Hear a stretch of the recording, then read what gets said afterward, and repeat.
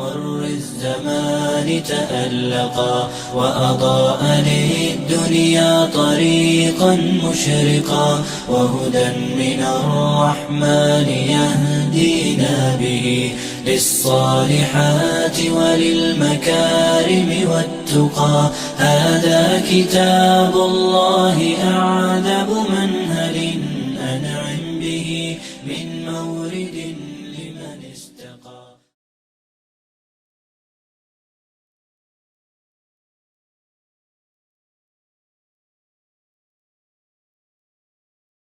اب آگے سورہ نحل کا ہم اب آغاز کریں گے. اس کا جو پس منظر ہے وہی مکی زندگی کا چوتھا دور ہے.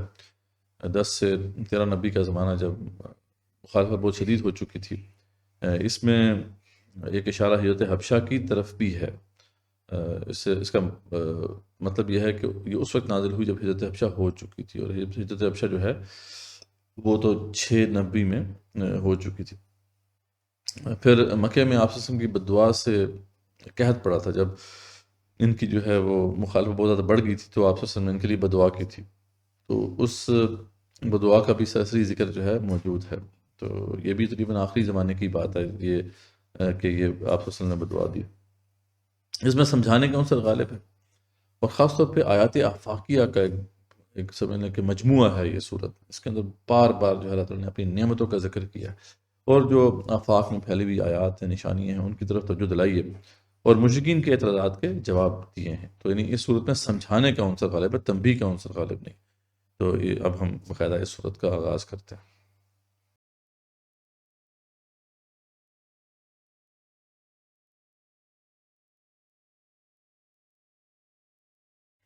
اعوذ باللہ من الشیطان الرجیم. بسم اللہ الرحمن الرحیم. اتی امر اللہ فلا تستعجلوہ سبحانہ وتعالی عما یشرکون. صدق اللہ العظیم. اب ہم باقاعدہ سورہ النحل کا مطالعہ جو ہے شروع کریں گے.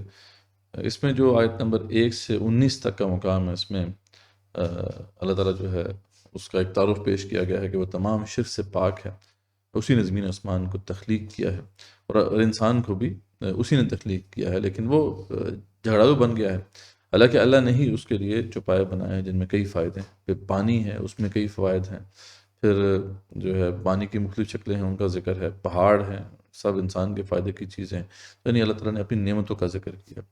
اور اگین وہ اس بات پہ ایک انکلوڈ ہوتا ہے یہ مقام کہ کوئی بندہ بھی اللہ تعالیٰ کی نعمتوں کا شمار کرنا چاہے تو نہیں کر سکتا. تو آغاز میں اللہ فرماتے ہیں کہ اتی امر اللہ فلا تستعجلوہ. اللہ تعالیٰ کا حکم آپ پہنچا، اب اس کی جلدی مت مچاؤ. سبحانہ وتعالی عما یشرکون. تمام پاکی اسی کے لیے ہے، وہ برتر ہے ان سب سے جنہیں یہ اللہ کے نزدیک شریک ٹھہراتے ہیں.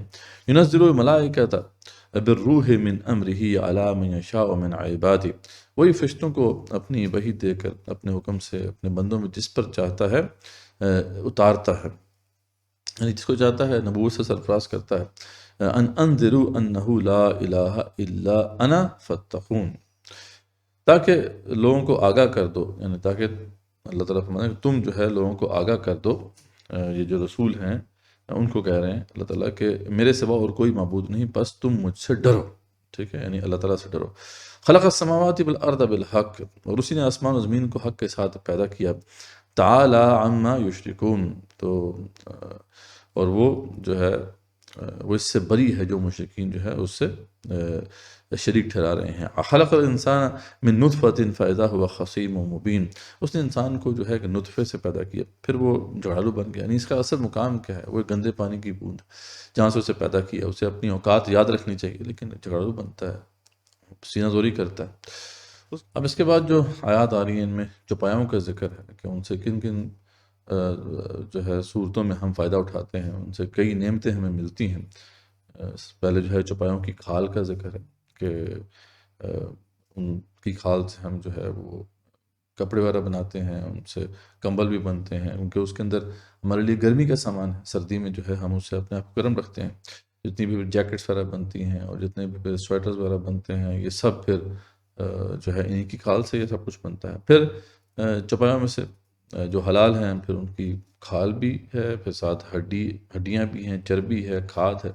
انسان کے لیے بہت سے فوائد ہیں نا ان کے اندر، یعنی ایک اگر چھپایا ہے تو اس کی ہر چیز جو ہے ہمارے فائدے کی ہے. یہ بھی اس میں کتنی بڑی نشانی ہے اللہ تعالیٰ کی کہ ایک اللہ تعالیٰ نے مخلوق تخلیق کی ہے، لیکن اس کو ہمارے لیے اس طرح فائدہ مند بنایا کہ اس کی ہر شے ہمارے لیے فائدہ مند، ایون کہ اس کا جو فضلہ گرتا ہے وہ بھی کھاد ہے ہمارے لیے. کمال ہے. اس کے باوجود کو بندہ یہ کہے، کوئی جس کا دماغ پھرا ہوا ہو کہ یہ جی الٹپ ہو رہا ہے سب کچھ، ایوولوشن سے ایک سیل سے سب بنتے بنتے یہاں تک سارا نظام چل رہا ہے اور یہ خود ہی چل رہا ہے، تو پھر اس کا ذہنی توازن ظاہری بات ہے خراب بھی ہوگا جو ایسی بات کہے گا. پھر اس کے بعد اللہ فرماتے ہیں کہ حلال جانور کا گوشت ہے انسان کے لیے بڑی بہترین اور لذیذ خوراک ہے، بڑی لذیذ غذا ہے. اس کے اندر ہوتا ہے پروٹین ہوتا ہے کا ایک بڑا رچ کانٹینٹ ہوتا ہے، پھر اس کے اندر فیٹ ہوتا ہے، اور یہ سب انسان کے فائدے کی چیزیں ہیں. پھر اللہ فرماتے ہیں کہ ویسے بھی تم ان کو استعمال نہ بھی کرو، ٹھیک ہے، جب صبح ان کو تم چانے کے لیے لے کے جاتے ہو اور جب شام کو تم ان کو لے کے جاتے ہو اور پھر واپس لے کے آتے ہو. تو یہ آج کل تو ظاہری بات ہے ہم اپنی فطرت سے اتنے دور ہو چکے ہیں، ہمارا تعلق اس طرح کی لائف سٹائل سے نہیں ہے. لیکن اب جو لوگ جن کے پاس ریوڑ ہو بڑا اور اس کو لے کے جانا اور لے کے واپس آنا، اس میں ایک بڑی شان و شوکت کا معاملہ ہے.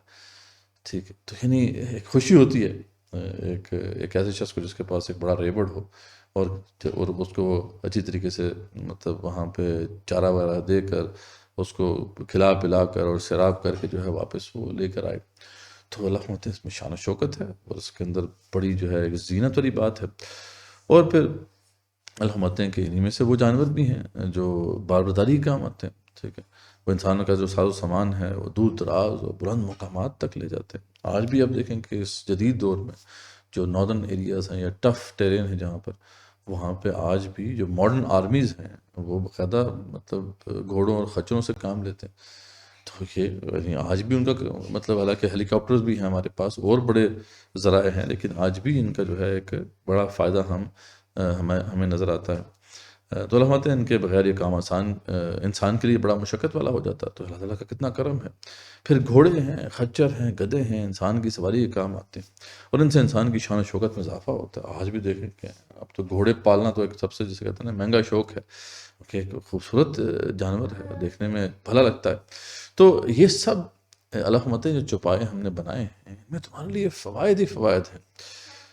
پھر اس کے بعد اللہ فرماتے ہیں مزید یہ کہ اللہ تعالیٰ پیدا فرمائے گا جو وہ سواریاں جن کو نزول قرآن کے وقت مخاطبین نہیں جانتے تھے، ٹھیک ہے، وہ بھی ابھی جو ہے تمہیں مل جائیں گی. اس میں وہ تمام ہم دیکھ سکتے ہیں وہ سواریاں بھی اس کے اندر شامل ہیں جو بعد میں آئی ہیں.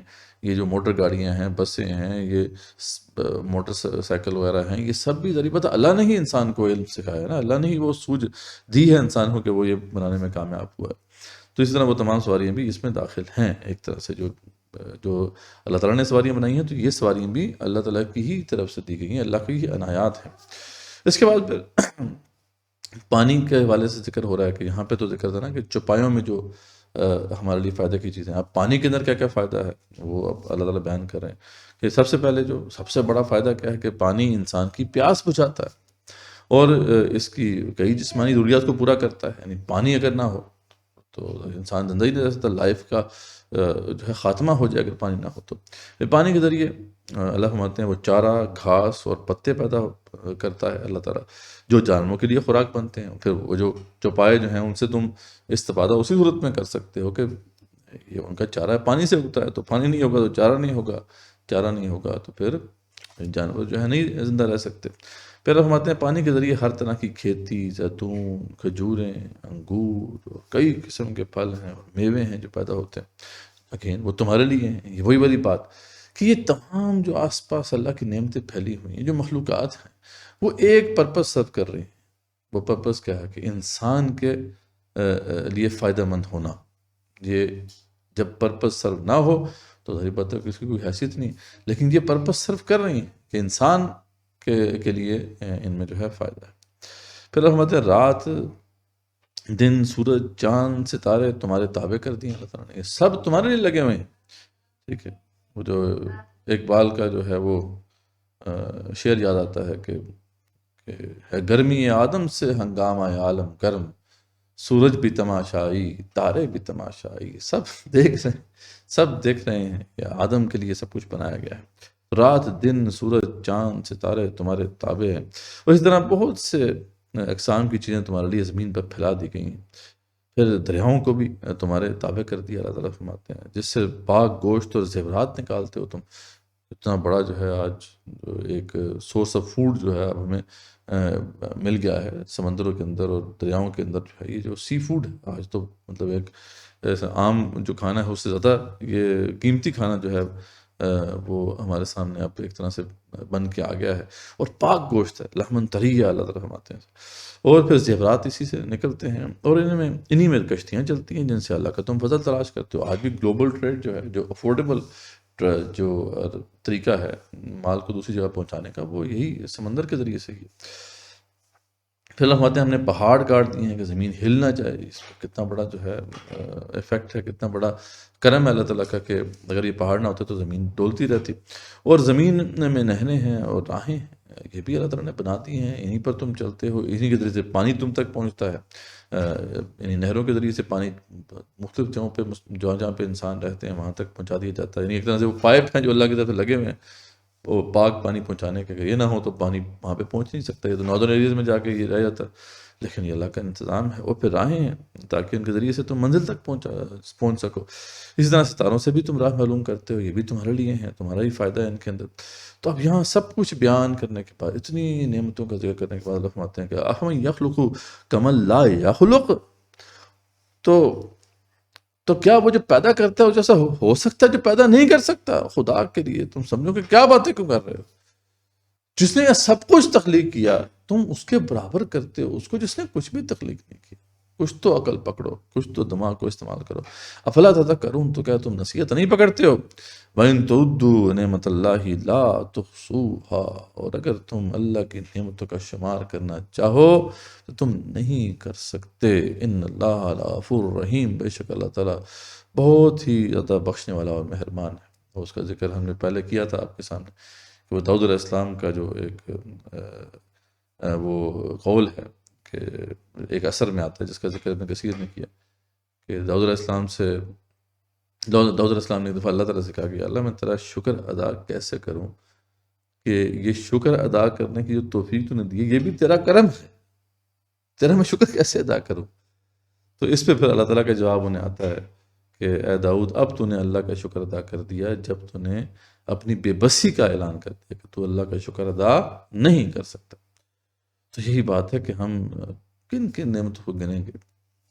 تو واللہ یعلم ما تسرون وما تعلنون، اور اللہ تعالیٰ جانتا ہے جو تم چھپاتے ہو جو ظاہر کرتے ہو، یہ سب اللہ تعالیٰ کے علم میں ہے۔ تو بہت ہی ایک اگین ایسا مقام ہے کہ اللہ تعالیٰ کی نعمتوں کا ذکر ہے، اور یہ صورت ہے ہی ایسے، اس میں آپ دیکھیں گے آگے بھی جا کے ایک بڑی طویل جو ہے لسٹ ہے اللہ کی نعمتوں کی جو بار بار جس کی طرف جو ہے اشارہ ہوتا ہے۔ مقصد یہاں پہ وہی نظر آ رہا ہے کہ جب آپ کنورسیشن میں لگے ہوتے ہو، جیسا ہم نے پہلے بھی ذکر کیا تھا، تو انسان کا دھیان جو ہے نہیں جو ہے صحیح حق کی طرف جاتا، اس لیے بہتر ہے کہ اس کی توجہ ذرا مبذول کرائی جائے، اس کے آس پاس ذرا ہورائزن میں اس کو جو ہے گھمایا جائے، دکھایا جائے کہ دیکھو ذرا اپنی آنکھوں کو کھولو، اپنے دماغ کو وسعت دو، جیسے انڈکٹیو لاجک کہتے ہیں نا، اپنی آبزرویشن کو وسیع کرو، براڈ کرو، تاکہ تم حقیقت تک جو ہے پہنچنا تمہارے لیے آسان ہو سکے۔ ایک ہے کہ ڈیڈکٹیو ریزننگ، بس ایک دو آپ کو حقائق مل گئے، اس سے تیسری حقیقت جو ہے اس کا استخراج ہو رہا ہے، ڈیڈیوس اب کر رہے ہیں، بس لگے ہوئے ہیں بال ہی کھال میں۔ تو اس میں کہ انسان کا جو سوچنے والا معاملہ ہے وہ ذرا محدود ہو جاتا ہے، جبکہ آپ انڈکٹیو لاجک میں ہے کہ آپ اپنی آبزرویشن کو بڑھاتے ہو اور اس سے پھر ایک بڑی حقیقت تک پہنچتے ہو۔ تو یہ اللہ تعالیٰ بار بار اس کی طرف اشارہ کرتے ہیں، بار بار اس کی دعوت دیتے ہیں۔ تو بڑا اس لحاظ سے ایک اہم مقام۔ آگے چلتے ہیں۔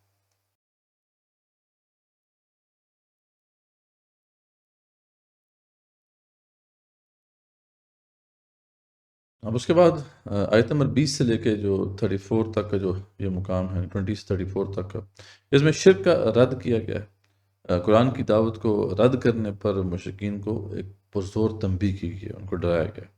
تو اللہ فرماتے ہیں کہ والذین یدعون من دون اللہ لا یخلقون شیئا وهم یخلقون، جن کو یہ اللہ تعالیٰ کو چھوڑ کر پکارتے ہیں وہ کسی چیز کو پیدا نہیں کر سکتے بلکہ خود تخلیق کیے گئے ہیں۔ یہ بت جو ہیں ان کو تو انہوں نے خود اپنے ہاتھوں سے بنایا۔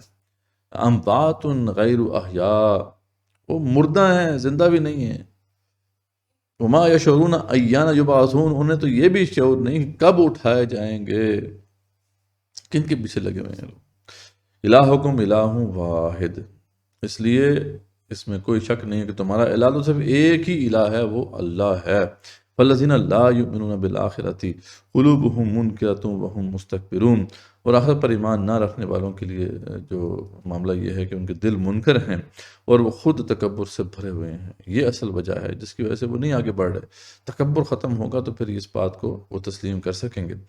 تو اللہ فرماتے ہیں بے شک و شبہ اللہ تعالیٰ ہر چیز کو جسے وہ لوگ چھپاتے ہیں اور جسے ظاہر کرتے ہیں بخوبی جانتا ہے، وہ غرور کرنے والوں کو پسند نہیں کرتا۔ اور ان سے جب دریافت کیا جاتا ہے کہ تمہارے پروردگار نے کیا نازل فرمایا، تو جواب دیتے ہیں کہ اگلوں کی کہانیاں ہیں، اساطیر الاولین ہے، بس اس طرح کی باتیں وہ کیا کرتے تھے۔ اور یہ جو سابقہ جو لوگ تھے وہ اگر اس کو اساطیر الاولین کہتے تھے، تو آج بھی لوگ اس کو اساطیر الاولین کی طرح ہی دیکھتے ہیں نا، کہ اگر ان قصوں سے ہم نے نصیحت نہیں پکڑنی تو صرف سٹوریز ہی سنانی ہے، تو پھر ظاہر بات ہے اس کی جو حیثیت پھر صرف قصے کہانی کی رہ گئی ہے۔ حالانکہ ایسی بات نہیں ہے، قرآن کے اندر ہر قصہ جو بیان کیا گیا ہے اس سے ایک نصیحت بھی نکلتی ہے جسے ہمیں سمجھنا ہے، اس سبق کو ہم نے سیکھنا ہے۔ اگر وہ نہیں سیکھا تو پھر قرآن کا کوئی فائدہ نہیں ہے۔ اور اب تو خیر ایسے لوگ بھی آ گئے ہیں جو کہتے ہیں کہ یہ جو ساری جو باتیں یہاں پہ بیان کی جا رہی ہیں اس وقت کے لیے تھی، یہ آج کے لیے نہیں۔ یہ لوگ بھی ایک طرح سے ہی کہہ رہے ہیں نا، یہ تو پرانے لوگوں کے قصے ہیں، اب آج اس کی اپلیکیشن نہیں ہے۔ حالانکہ قرآن مجید رہتی دنیا تک، جب تک کہ یہ قیامت نہیں آ جاتی، یہ یہاں ایک گائیڈنس کے طور پہ رہے گا، اسی میں رہنمائی ہے، اس کے ہر قصے میں رہنمائی ہے، اس کے ہر واقعے میں رہنمائی ہے۔ یہ گائیڈنس جو ہے یہ سابقہ اقوام کے لیے نہیں تھی، یہ ہمارے لیے بھی ہے، اور آنے والے لوگوں کے لیے بھی اس طریقے سے یہ گائیڈنس ہی رہے گا۔ اس کے بعد اللہ فرماتے ہیں اسی کا نتیجہ ہوگا کہ قیامت کے دن یہ لوگ اپنے پورے بوجھ کے ساتھ ہی ان کے بوجھ بھی اٹھائیں گے جنہیں بے علمی سے یہ گمراہ کرتے رہے۔ ظاہر بات ہے جو شخص یہاں پہ گمراہ کرے گا دوسرے کو، تو اس کا بوجھ بھی اسے اٹھانا پڑے گا، اوکے وہ بھی اپنا بوجھ اٹھائے گا، لیکن اس کا بوجھ اس شخص کو بھی اٹھانا پڑے گا جس نے اس کو گمراہ کیا۔ اب اس میں ایک بڑی اہم حدیث بھی ہے سنن ابی داؤد کی، کہ رسول اللہ صلی اللہ علیہ وسلم نے فرمایا کہ جس نے لوگوں کو ہدایت کی طرف بلایا تو اس شخص کو ان تمام لوگوں کا اجر بھی ملے گا جو اس کی دعوت پر ہدایت کا راستہ اپنائیں گے، اور جس نے گمراہی کی طرف بلایا تو اس کو ان تمام لوگوں کے گناہوں کا بار بھی اٹھانا پڑے گا جو اس کی دعوت پر گمراہ ہوئے۔ تو دیکھیں کتنا نازک معاملہ ہے۔ اگر آپ نے کسی کو گائیڈ کر دیا صحیح طریقے سے، اسے راہ راست پر لے آئے، تو جو بھی وہ اچھے کام کرے گا آپ کو اس کا اجر ملے گا۔ کتنا بڑا فضل و کرم ہے، کتنا بڑا انعام ہے۔ لیکن اگر کسی کو گمراہ کر دیا تو پھر جتنے بھی لوگ گمراہ ہوں گے آگے پھر اس کا وبال آپ کو اٹھانا پڑے گا۔ تو دایان دین جو ہیں آج ان کو سوچ لینا چاہیے کہ اگر انہوں نے حق بات نہیں پیش کی اور اس میں جو ہے کسی چیز کو چھپا دیا صرف اس وجہ سے کہ یہاں پہ کچھ لائکس مل جائیں، تو یہ لائکس پھر وبال بن جائیں گی بھائی، ٹھیک ہے۔ یہاں پہ اگر آپ کے اچھے ٹرینڈز چل رہے ہیں، لوگ آپ کو بڑے بڑا دائی کنسیڈر کرتے ہیں، تو یہاں پہ تو ٹھیک ہے کچھ آپ کی انا کی تسکین تو ہو جائے گی، لیکن یہ ہے کہ آخرت میں پھر ان سب کا وبال پھر آپ کے سر ہوگا۔ تو اس شہرت کوئی اتنی اچھی چیز نہیں ہے، اس لیے اس سے بچنا ہی چاہیے۔ لیکن ایک بات ضرور ذہن میں رکھنی چاہیے کہ ہم جہاں پہ بھی ہیں حق بات پیش کریں، لوگوں کو صحیح رہنمائی دیں۔ اگر ہم نے غلط بات کی تو پھر اس کا بوال اٹھانا پڑے گا۔ تو ہمارے دیکھو تو صحیح کہ کیسا برا بوجھ ہے جو یہ اٹھا رہے ہوں گے۔ ان سے پہلے کے لوگوں نے بھی مکر کیا تھا، فرماتے ہیں ان سے پہلے لوگ جو ہیں انہوں نے بھی ایسے مکر کیا تھا، چالیں چلی تھیں، آخر اللہ نے ان کے جو منصوبے ہیں ان کی عمارتوں کو جڑوں سے اکھیڑ دیا، اور ان کے سروں پر ان کی چھتیں اوپر سے گر پڑیں، اور ان کے پاس عذاب وہاں سے آیا جہاں کا انہیں وہم و گمان بھی نہیں تھا۔ ایسے اچانک اللہ تعالیٰ نے ان کو پکڑ لیا۔ پھر قیامت والے دن بھی اللہ تعالیٰ انہیں رسوا کرے گا اور فرمائے گا کہ میرے وہ شریک کہاں ہیں جن کے بارے میں تم ڈرتے جھگڑتے تھے، ٹھیک ہے، حق کے ساتھ تم جو ہے مقابلہ کرتے تھے نا، تو کہاں گئے وہ جنہیں علم دیا گیا تھا؟ وہ پکار اٹھیں گے کہ آج تو کافروں کو رسوائی اور برائی چمٹ گئی، ٹھیک ہے۔ جو اہل علم ہوں گے وہ تو کہیں گے کہ بھئی آج تو کافر جو ہے وہ رسوا ہوں گے، اور وہ جو اپنی جانوں پر ظلم کرتے ہیں، فرشتے جب ان کی جان قبض کرنے لگتے ہیں اس وقت وہ جھک جاتے ہیں کہ ہم برائی نہیں کرتے تھے، یعنی وہ جو ہے اس طرح کی بات کرتے ہیں۔ کیوں نہیں؟ اللہ تعالیٰ خوب جاننے والا ہے جو کچھ تم کرتے تھے۔ اللہ فرماتے ہیں کہ تم اللہ تعالیٰ کو جو ہے اللہ کے سامنے جھوٹ نہیں بول سکتے، اللہ خوب جانتا ہے کہ تم کیا کرتے تھے۔ بس اب تو ہمیشگی کے طور پر تم جہنم کے دروازوں میں داخل ہو جاؤ، بس کیا ہی برا ٹھکانہ ہے تکبر کرنے والوں کا۔ اور پھر ہزاروں سے پوچھا جاتا ہے کہ تمہارے پروردگار نے کیا نازل فرمایا؟ تو وہ جواب دیتے ہیں کہ اچھے سے اچھا، آسن چیز یہ اللہ تعالیٰ نے نازل فرمائی ہے. جن لوگوں نے بھلائی کی ان کے لیے اس دنیا میں بھی بھلائی ہے، ٹھیک ہے، اور ظاہر بات ہے جو نیکی کرے گا، جو احسان کرے گا اس کے ساتھ بھی احسان کیا جائے گا. اور یقیناً آخرت کا گھر تو بہت ہی بہتر ہے، اور کیا ہی خوب پرہیزگاروں کا گھر ہے. ہمیشگی والے باغات جہاں وہ جائیں گے جن کے نیچے نہریں جاری ہیں، جو کچھ یہ طلب کریں گے وہاں ان کے لیے موجود ہوگا. پرہیزگاروں کو اللہ تعالیٰ اسی طرح بدلہ عطا فرماتے ہیں. اور پھر اللہ فرماتے ہیں کہ وہ جن کی جانیں فرشتے اس حال میں قبض کرتے ہیں کہ وہ پاک صاف ہوتے ہیں کہ تمہارے لیے سلامتی ہی سلامتی ہو، جاؤ جنت میں اپنے ان اعمال کے بدلے جو تم کیا کرتے تھے. یعنی یہاں پہ موازنہ آ گیا کہ جب برے لوگ دنیا سے جاتے ہیں تو کیسے جو ہے ان سے وہ جو فرشتے ہیں جو جان قبض کرنے کے لیے آتے ہیں وہ کس طرح کلام کرتے ہیں، اور نیک لوگ جو ہیں ان کے ساتھ کیسے فرشتوں کا برتاؤ ہوتا ہے. تو ایک عبرت کے طور پر دونوں جو ہیں معاملات اللہ تعالیٰ نے کھول کے بیان کر دیے ہیں. اب یہاں سب کچھ بیان کرنے کے بعد، توحید کو پیش کرنے کے بعد اور شرک کو رد کرنے کے بعد، اب اللہ تعالیٰ ایک جھنجھوڑ دینے والا انداز میں کہتے ہیں. پھر یہ وہی والا مقام ہے جس طرح کا مقام پہلے بھی ہم دیکھ چکے ہیں کہ حل ینظرون، اب یہ کس بات کا انتظار کر رہا ہے. What else do they want? حل ینظرون الا ان تأتیہم الملائکہ، اب کس بات کا انتظار کر رہے ہیں کہ ان کے پاس فرشتے ہی آ جائیں. او یأتی امر ربک، یا تیرے رب کا حکم آ جائے. اس وقت یہ جو ہے اب ایمان لائیں گے. کذالک فعل الذین من قبلہم، ایسے ہی ان لوگوں نے بھی کیا تھا جو ان سے پہلے تھے. تو ان کا کیا انجام ہوا؟ وما ظلمہم اللہ، ان پر اللہ تعالیٰ نے کوئی ظلم نہیں کیا. ولیکن کانوا انفسہم یظلمون، لیکن یہ اپنے اوپر خود ہی ظلم کرتے رہے. آپ کو یاد ہوگا کہ جب سورہ بقرہ میں ہم یہ دیکھ رہے تھے، جب وہ خطبہ اللہ تعالیٰ نے ارشاد فرمایا اور اہل ایمان کو بہت سے پھر احکامات دیے تھے، اس کے بعد پھر ایک دو احکامات کے وجہ سے کچھ ریلیکٹنس تھی، وہاں بھی اللہ تعالیٰ نے یہی فرمایا تھا کہ حل ینظرون، یہ کس بات کا انتظار کر رہے ہیں کہ الا ان یاتیہم اللہ، کہ اللہ تعالیٰ ہی آ جائے فی ظلل من الغمام، ابر کے سائبانوں میں، اور والملائکۃ وقضی الامر، اور ملائکہ آ جائیں اور معاملہ چکا دیا جائے. وَإِلَى اللَّهِ تُرْجَعُ الْأُمُورُ، اور یاد رکھو کہ اللہ کی طرف ہی تمام امور جو لوٹائے جاتے ہیں. سورہ انعام میں بالکل اسی طرح آیا تھا، وہاں کفار کو اللہ تعالیٰ خطاب فرما رہے تھے، اور وہاں پہ بھی جیسے یہاں پہ کفار کو سمجھایا جا رہا ہے کہ حل ینظرون، یہ کس بات کا انتظار کر رہے ہیں کہ الا ان تأتیہم الملائکہ، کہ ان کے پاس فرشتے آئیں، ٹھیک ہے. او یأتی ربک، یا آپ کا رب ہی آ جائے. او یأتی بعض آیات ربک، یا پھر اللہ کی بڑی بڑی آیات آ جائیں. کس بات کا انتظار کر رہا ہے؟ اور پھر آگے ہم نے دیکھا سورہ یونس میں بھی یہ بات آئی تھی اس طریقے سے کہ فَهَلْ يَنظُرُونَ إِلَّا مِثْلَ أَيَّامِ الَّذِينَ خَلَوْا مِن قَبْلِهِمْ. لوگ کس بات کا انتظار کر رہے ہیں کہ ان واقعات کا جو ان سے پہلے قوموں پر آئے تھے. تو قُلْ فَانْتَظِرُوا إِنِّي مَعَكُمْ مِنَ الْمُنْتَظِرِينَ، تو انہیں بتا دیں اے حبیب کہ یہ بھی انتظار کریں اور ہم بھی انتظار کر رہے ہیں. تو یہ جھنجھوڑ دینے والا انداز ہے کہ یعنی حل ینظرون الا ان تأتیہم الملائکہ، تو اب کس بات کا انتظار کر رہے ہیں کہ فرشتے ہی آ جائیں. او یاتی امر ربک، یا آپ کے رب کا حکم ہی آ جائے.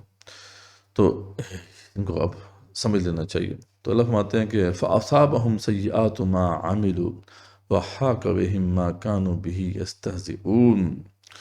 تو ان کے اوپر پھر وبال پڑ ہی گیا اپنے برے اعمال کا، ٹھیک ہے. بس ان کے برے اعمال کے نتیجے میں انہیں مل گئے وہ جو بھی ان کو ملنے تھے، اور جن کی ہنسی اڑایا کرتے تھے. وَحَاقَ بِهِمْ مَا كَانُوا بِهِ يَسْتَهْزِئُونَ، جو بھی یہ جس بات کی یہ ہنسی اڑایا کرتے تھے ان کو گھیر لیا گیا.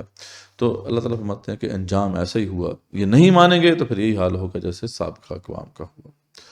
تو یہاں پہ یہ اہم مقام جو ہے کنکلوڈ ہوتا ہے. اب ہم آگے چلتے ہیں.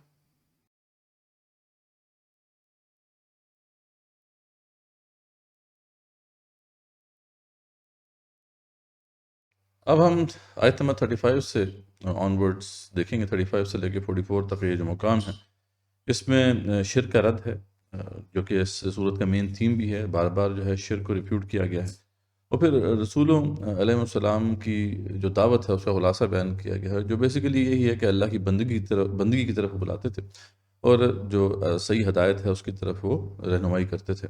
پھر آخرت کا اثبات ہے، اور پھر ہجرت کے فوائد بیان کیے گئے ہیں، کیونکہ جس زمانے میں یہ صورت نازل ہو رہی ہے اس سے کچھ عرصہ پہلے ہی ہجرت حبشہ واقع ہو چکی ہے، اور ابھی آگے ہجرت مدینہ جو ہے وہ قریب آ لگی، تو اس لیے اس والے سے کچھ رہنمائی جو ہے دی گئی ہے۔ تو اب ہم اس کا آغاز کرتے ہیں۔ بالکل آغاز میں ہی جو آیت نمبر 35 ہے وہ بہت اہم ہے اس لحاظ سے کہ اس کی جو ایک کنفیوژن پیدا کرنے کی کوشش کی تھی مشرکین نے، اس طرح کی کنفیوژن آج بھی لوگ پیدا کرنے کی کوشش کرتے ہیں۔ تو اللہ فرماتے ہیں وقال الذین اشرکوا لو شاء اللہ ما عبدنا من دونہ من شیء نحن ولا آباؤنا ولا حرمنا من دونہ من شیء۔ تو یہ جو مشرک لوگ ہیں یہ کہتے ہیں کہ اگر اللہ چاہتا تو ہم اس کے سوا کسی کی بندگی نہ کرتے، ٹھیک ہے، نہ ہم کرتے نہ ہمارے آباء و اجداد کرتے، نہ ہی ہم کسی اور چیز کو حرام ٹھہراتے، ٹھیک ہے، جو اس نے حرام نہیں ٹھہرائی ہوئی۔ تو وہ بیسیکلی اللہ پر بلیم ڈال رہے ہیں، کیونکہ رسول اکرم صلی اللہ علیہ وسلم یہ بتایا کرتے تھے انہیں کہ جو کچھ بھی ہوتا ہے اللہ کی طرف سے ہوتا ہے، اللہ تعالیٰ مدبر الامر ہیں۔ تو اس پہ پھر انہوں نے جو ہے نا اس طرح بات کو اپنے سے اتارنے کی طرح اتار کے جو ہے اللہ پہ ڈالنے کی کوشش کی۔ دیکھیں جی، اگر آپ کا اللہ سب کچھ کنٹرول کر رہا ہے تو اگر وہ نہ چاہتا تو ہم شرک نہ کرتے، اس نے چاہا ہے تو ہم یہ کر رہے ہیں نا، ہمارے آباء و اجداد بھی اگر شرک کر رہے ہیں تو اس کی مرضی سے کر رہے ہیں۔ کذالک اللہ فرماتے ہیں کذالک فعل الذین من قبلہم، اللہ فرماتے ہیں یہی اسی طرح کے اعمال تھے، اس طرح کی باتیں تھیں ان سے پہلے لوگوں کی بھی۔ فعل علی الرسول الا البلاغ المبین، تو کیا رسولوں جو پر صرف سمجھانے کے علاوہ اور بھی کوئی ذمہ داری ہے؟ تو اللہ ہمارے کہ دیکھیں تمام بھی رسول آئے ہیں علیہ السلام، ان کے اوپر یہی ذمہ داری تھی کہ وہ کھول کر سمجھا دیں۔ آگے اس طرح کی جو باتیں ہیں اس کا جواب دینا ضروری نہیں ہے، یہ جہالت کی باتیں ہیں جو یہ کر رہے ہیں۔ تو اللہ تعالیٰ نے اس کو رد کر دیا۔ اس کی ایک صورت ہمارے ہاں بھی رائج ہے، جب آپ کسی کو کہتے ہیں کہ یار نماز پڑھا کرو اور اللہ کا کچھ خوف رکھو، تو آگے سے آپ کو اکثر جواب ملتا ہے کہ دعا کرو اللہ توفیق دے، ٹھیک ہے۔ اب یہ بھی ایک ایسا معاملہ ہے کہ کام خود نہیں کر رہے، ٹھیک ہے، اور بلیم سارا اللہ کے اوپر ڈال رہے ہیں، ٹھیک ہے۔ اللہ تعالیٰ نے تو توفیق دی ہوئی ہے، جو اللہ تعالیٰ نے صلاحیتیں دی ہیں، جو اللہ تعالیٰ نے آپ کو کیپیبلٹیز دی ہیں، آپ کو کان دیے ہیں جس سے اذان کی آواز آپ سن سکتے ہیں، گھر کے قریب مسجد ہے، وضو کے لیے پانی موجود ہے، تو یہ سب توفیق اللہ تعالیٰ نے دی ہوئی ہے۔ اب اس کو استعمال کوئی بندہ نہیں کر رہا تو اس کا بلیم پھر اللہ پہ ڈالنا یہ بہت بڑا ظلم ہے، اور اس کی جو ہے نفی کی اللہ تعالیٰ نے بار بار نفی کی ہے قرآن مجید۔ اس کے بعد اللہ فرماتے ہیں وَلَقَدْ بَعَثْنَا فِي كُلِّ أُمَّةٍ رَسُولًا أَنِ اعْبُدُوا اللَّهَ وَاجْتَنِبُوا الطَّاغُوتَ، اور یقیناً جو ہے ہم نے ہر امت میں رسول بھیجے علیہ السلام، ان اعبدوا اللہ واجتنبوا الطاغوت، اور ان سب نے یہی دعوت پیش کی، دیکھو اللہ کی بندگی کرو اور طاغوت سے اجتناب کرو۔ اب یہ طاغوت کیا ہے؟ ٹھیک ہے، یہاں پہ عام طور پہ جو ہے طاغوت جب لفظ آتا ہے تو اس کا مطلب معبود بھی کر لیا جاتا ہے، ٹھیک ہے، لیکن یہاں پہ صرف عام معبودوں کی بات نہیں ہوتی جب طاغوت کا ذکر آتا ہے۔ طاغوت وہ معبود ہوتے ہیں جن کے پاس اتھارٹی بھی ہوتی ہے، ٹھیک ہے۔ تو یہ اللہ تعالیٰ کی دین کی ایک بنیادی دعوت ہے کہ اللہ کی بندگی کرنی ہے اور تمام جتنے بھی طاغوت ہیں ان کا انکار کرنا ہے، اور اس میں وہ تمام اتھارٹیز آ جاتی ہیں جو اللہ کے سوا یہاں پر اپنا حکم نافذ کر رہی ہیں۔ تو اس بات کو ہمیں ضرور ذہن میں رکھنا چاہیے۔ تو اللہ فرماتے ہیں فَمِنْهُمْ مَنْ هَدَى اللَّهُ وَمِنْهُمْ مَنْ حَقَّتْ عَلَيْهِ الضَّلَالَةُ، تو ان میں سے کچھ تو ہیں جو کہ ہدایت پر ہیں اللہ کی طرف سے، ٹھیک ہے، اور کچھ جو ہیں ان کے اوپر گمراہی جو ہے وہ ثابت آ گئی، یعنی دونوں قسم کے لوگ ہوں گے، کچھ لوگ ہدایت پہ رہیں گے اور کچھ جو ہے ایسے ہوں گے جن کو اللہ تعالیٰ گمراہ کر دے گا۔ فَسِيرُوا فِي الْأَرْضِ فَانْظُرُوا كَيْفَ كَانَ عَاقِبَةُ الْمُكَذِّبِينَ، تو اب ذرا زمین پہ چل پھر کے دیکھو تو صحیح کہ کیا انجام ہوا جھٹانے والوں کا۔ إِن تَحْرِصْ عَلَىٰ هُدَاهُمْ فَإِنَّ اللَّهَ لَا يَهْدِي مَن يُضِلُّ، تو اب وہی بات جو آپ وسلم کا معاملہ تھا کہ آپ کی یہ بڑی خواہش تھی کہ زیادہ سے زیادہ لوگ جو ہیں اسلام میں آ جائیں، تو اللہ فرماتے ہیں کہ اگر آپ چاہے کتنی ہی خواہش رکھیں، کتنی ہی حریص ہوں آپ ان کی ہدایت کے حوالے سے، فَإِنَّ اللَّهَ لَا يَهْدِي مَن يُضِلُّ، تو اللہ تعالیٰ جو ہے یہ بات یاد رکھیں کہ اسے ہدایت نہیں دیتا جو کہ گمراہ ہو جائے، ٹھیک ہے، جس کو یہ گمراہ کر دیا جائے۔ تو اب یہ اللہ تعالیٰ کا فیصلہ ہے، اس لیے آپ کی خواہش اپنی جگہ پہ، آپ جو چاہتے ہیں کہ یہ تمام لوگ جو ہدایت پر آ جائیں، تو یہ ایسا ہوگا نہیں، ٹھیک ہے۔ یہاں پہ اللہ کا فیصلہ ضرور ہے، وہ حتمی فیصلہ ہے، جس کو اللہ تعالیٰ کو ہدایت دینا چاہے گا ہدایت دے دے گا، اور جس کو اللہ نے گمراہ کرنے کا فیصلہ کر دیا تو پھر اسے کوئی ہدایت نہیں دے سکتا۔ وما لہم من ناصرین، اور کوئی بھی جو ہے ان کے مددگار نہیں ہوں گے۔ اس کے بعد اللہ فرماتے ہیں کہ وہ لوگ بڑی سخت قسمیں کھا کھا کر کہتے ہیں کہ مردوں کو اللہ تعالیٰ زندہ نہیں کرے گا، ٹھیک ہے، اس طرح کی باتیں وہ کیا کرتے تھے، اب یہ آخرت کا انکار کرتے تھے ایک طرح سے۔ تو اللہ فرماتے ہیں کیوں نہیں، ضرور زندہ کرے گا، یہ تو اس کا یہ تو بالکل برحق بات ہے اور اس کا لازمی وعدہ ہے جو پورا ہو کر رہے گا، لیکن اکثر لوگ اس بات کو نہیں جانتے۔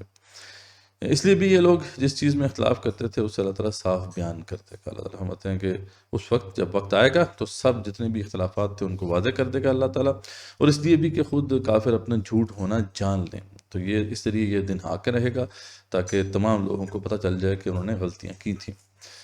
اس کے بعد آپ فرماتے ہیں ہم جب کسی چیز کا ارادہ کرتے ہیں تو صرف ہمارا یہ کہہ دینا کافی ہوتا ہے کہ ہو جائے، بس وہ چیز ہو جاتی ہے۔ کن فیکون کی طاقت اللہ تعالیٰ کے پاس ہے، تو اس لیے اللہ کے اختیار میں سب کچھ ہے، باقی وہ جو جب چاہے جس وقت چاہے وہ کر سکتا ہے۔ اس کے بعد اب ہجرت کا بیان ہے یہاں تک تو وہ جو ہم نے بات کی تھی کہ شرک کا رد ہو گیا اور انبیاء رسول اللہ علیہ وسلم کی جو دعوت کا ایک طرح سے خلاصہ بھی آ گیا۔ آگے ذکر آ رہا ہے ہجرت کا۔ اللہ فرماتے ہیں کہ والذین ہاجروا فی اللہ من بعد ما ظلموا، جن لوگوں نے ظلم برداشت کرنے کے بعد اللہ کی راہ میں ہجرت کی، لنبوئنہم فی الدنیا حسنہ، تو اللہ فرماتے ہیں کہ ہم انہیں بہتر سے بہتر ٹھکانہ دنیا میں بھی عطا کریں گے۔ یہ اللہ تعالیٰ کا وعدہ ہے۔ جو بھی اللہ تعالیٰ کے لیے ہجرت کرتا ہے نا تو پھر اللہ تعالیٰ ضرور دنیا میں اس کو اچھا ٹھکانہ دیتے ہیں۔ اب یہ ایمان کی بات ہے نا، اب بظاہر تو ایسا لگ رہا ہے کہ اب اپنا گھر بار چھوڑ کے جا رہے ہیں، دنیا میں کہاں پہ آپ کو ٹھکانہ ملے گا، اور بالکل ایک نئی جگہ پہ آپ جائیں گے تو وہاں پہ آپ کو پتہ نہیں کتنی مشکلات سے گزرنا پڑے گا۔ تو یہ صرف اب اللہ تعالیٰ کی طرف سے وعدہ ہی ہے جس کی بنا پر کوئی شخص جو ہے ہجرت کرے گا۔ اور وَلَأَجْرُ الْآخِرَةِ أَكْبَرُ، اللہ فرماتے ہیں کہ دنیا میں تو اچھا ٹھکانہ ملے گا ہی، لیکن جو آخرت کا اجر ہے وہ بہت بڑا ہے اس کا۔ لَوْ كَانُوا يَعْلَمُونَ، کاش کہ جو ہے یہ لوگ جانیں۔ الَّذِينَ صَبَرُوا وَعَلَىٰ رَبِّهِمْ يَتَوَكَّلُونَ، تو وہ جنہوں نے دامن صبر جو ہے نہ چھوڑا، صبر کا دامن پکڑے رکھا، وہ اپنے رب ہی پر بھروسہ کرتے رہے، تو یہ ان کے لیے جو ہے یہ سب انعامات ہوں گے۔ ہجرت کا جو پورا کانسیپٹ ہے وہ یہ ہے کہ جب کسی جگہ پر آپ حق کی دعوت لے کے کھڑے ہوں اور اس حد تک آپ دعوت کو پھیلا دیں وہاں پر کہ جو اللہ کی مخالفت کرنے والی قوتیں ہیں وہ اس طرح آپ کے در پہ ہو جائیں کہ آپ کو قتل کرنے کے اوپر آمادہ ہو جائیں، تب آپ کے لیے لازم ہوتا ہے کہ آپ وہاں سے ہجرت کریں۔ ہجرت اب دو مقامات پر ہو سکتی ہے، یا تو اگر دارالاسلام کہیں پر قائم ہوا ہے تو آپ وہاں پہ ہجرت کر جائیں گے، اور اگر دارالاسلام نہیں قائم ہوا تو پھر آپ دارالامن تلاش کریں گے، ایسی جگہ جہاں پر آپ ان نظریات کے ساتھ امن کے ساتھ رہ سکیں۔ تو یہ جو ہے پھر آپ کو وہاں سے ہجرت کرنی ہوتی ہے، کیونکہ اللہ تعالیٰ یہ نہیں چاہتے اور دین کا یہ مطمع نظر نہیں ہے کہ آپ کو جو ہے اپنے آپ کو ہلاک کر دینا چاہیے۔ جب آپ کی جان خطرے میں ہے، آپ کے پاس وسائل نہیں ہیں کہ آپ ان اتھارٹیز کے ساتھ لڑ سکیں، تو پھر یہ اسٹریٹجک ریٹریٹ ہے بیسیکلی۔ آپ اسٹریٹجیکلی اپنے آپ کو بچاتے ہیں کچھ وقت کے لیے تاکہ آپ ری گروپ کر سکیں اور بہتر آپ کو جگہ مل سکے جہاں سے آپ اپنی دعوت کو آگے بڑھا سکیں۔ انبیاء رسول اللہ علیہ وسلم کی زندگیوں میں یہ وقت آتا رہا۔ آپ نے دیکھا کہ جب ابراہیم علیہ السلام نے نمرود کے خلاف سٹینڈ لیا تو جب وہ آگ میں پھینکیں گے اور آگ نے نہیں ان کو جلایا تو پھر کہاں گئے؟ ہجرت کرنا پڑی۔ ابراہیم علیہ السلام اپنے بھتیجے لوط علیہ السلام کے ساتھ ہجرت کر کے پھر وہاں سے چلے گئے تھے عراق سے۔ اس طریقے سے ہم دیکھتے ہیں کہ موسیٰ علیہ السلام جو ہے ان کو ہجرت کرنا پڑی۔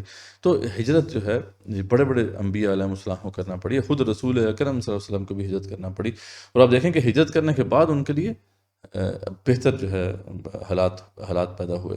بنی اسرائیل کے لیے بھی جب انہوں نے ہجرت کی، اللہ تعالیٰ نے ان کو وہاں سے نکالا تو وہاں سے نئی اپرچونیٹیز ان کے لیے کریٹ ہو گئیں، ارض مقدس ان کے لیے طے کر دی گئی تھی۔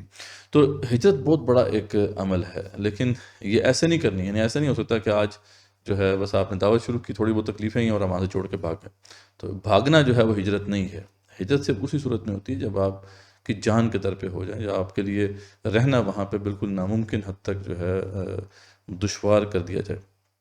تو یہ اس بات کو ہمیں ذہن میں رکھنا ہے۔ رہی بات آج کل جو امیگریشن ہوتی ہے تو اس کو بھی بعض لوگ جو ہیں ظلم کرتے ہیں کہ ہجرت کا نام دے دیتے ہیں، وہ تو صرف اپنی عیاشیوں کے لیے ہے، اپنی نفس پرستی کے لیے ہے، یعنی ہمیشہ ہجرت ہوگی اللہ کی بندگی کو انشور کرنے کے لیے۔ جس جگہ پر اللہ کی بندگی نہیں ہو سک رہی تو پھر آپ ایسی جگہ پہ چلے جائیں جہاں پہ اللہ کی بندگی آپ کر سکتے ہیں، اور یہاں بندگی کا مفہوم جو ہے اس میں امر بالمعروف اور نہی عن المنکر شامل ہے۔ یہاں پہ وہ بندگی کی بات نہیں ہو رہی بس نماز روزہ کرو، یعنی پورے دین کی بندگی ظاہری بات ہے جہاں پہ آپ نہیں کر پا رہے تو آپ وہاں چلے جائیں جہاں پر یہ کرنا قدرے آسان ہو۔ صرف یہی مقصد ہے، اس کے لیے ہجرت کرنا جو ہے وہ اسلامی کے لیے جو ہے اس باعث ثواب ہوگا اور اس پہ اجر ملے گا۔ لیکن یہ ہے کہ بس آپ اپنی نفس پرستی کے لیے یہاں پہ دارالاسلام کے اسلام کو چھوڑ کر آپ کفر کی طرف ہجرت کر رہے ہیں تو یہ بہرحال کوئی بالکل بھی ریکمینڈڈ نہیں۔ کم سے کم اسے اسلام کا لبادہ نہ دیں، نہ اڑائیں۔ آپ ٹھیک ہے کرنا چاہتے کریں۔ تو یہاں پہ اس ہجرت کی بات ہو رہی ہے، انشاءاللہ اس پہ مزید بھی بات آگے ہوتی رہے گی۔ تو وما ارسلنا من قبلک الا رجال نوحی الیہم، تو آپ اللہ فرماتے ہیں کہ آپ سے پہلے بھی ہم جو ہے مردوں کو ہی بھیجتے رہے، یعنی یہ جو اعتراض تھا کہ ہم ہی میں سے ایک رسول پیدا ہو گیا اور اس کو جو ہے اللہ نے یہ مقام نبوت عطا کر دیا، یہ کیوں ایسا معاملہ ہے؟ تو اللہ فرماتے ہیں وما ارسلنا من قبلک الا رجالا نوحی الیہم، تو آپ سے پہلے ہم مردوں کو ہی بھیجتے رہے جن کی جانب وحی اتارا کرتے تھے۔ فَاسْأَلُوا أَهْلَ الذِّكْرِ إِن كُنتُمْ لَا تَعْلَمُونَ، تو آپ اہل ذکر یعنی اہل کتاب سے پوچھ لیں اگر آپ نہیں جانتے، ان کے پاس یہ ساری انفارمیشن موجود ہے کہ ان سے پوچھ لیں بھی کتنے انبیاء آئے ان کے درمیان تو بے شمار انبیاء آئے علیہ السلام، انبیاء بھی آئے، رسول بھی آئے علیہ السلام، تو ان کو پوچھ لیں کہ بھی کبھی ایسا معاملہ ہوا کہ اللہ تعالیٰ نے کوئی سپر ہیومن بھیج دیا یا مردوں کے علاوہ کسی اور مخلوق کو جو ہے یہاں پر نبوت دے دی، تو وہ بھی اس کی تصدیق کریں کہ ایسا نہیں ہے۔ بالبینات والزبر، اور دلیلوں کے ساتھ بھیجا، اللہ تعالیٰ فرماتے ہیں، اور کتابوں کے ساتھ بھیجا۔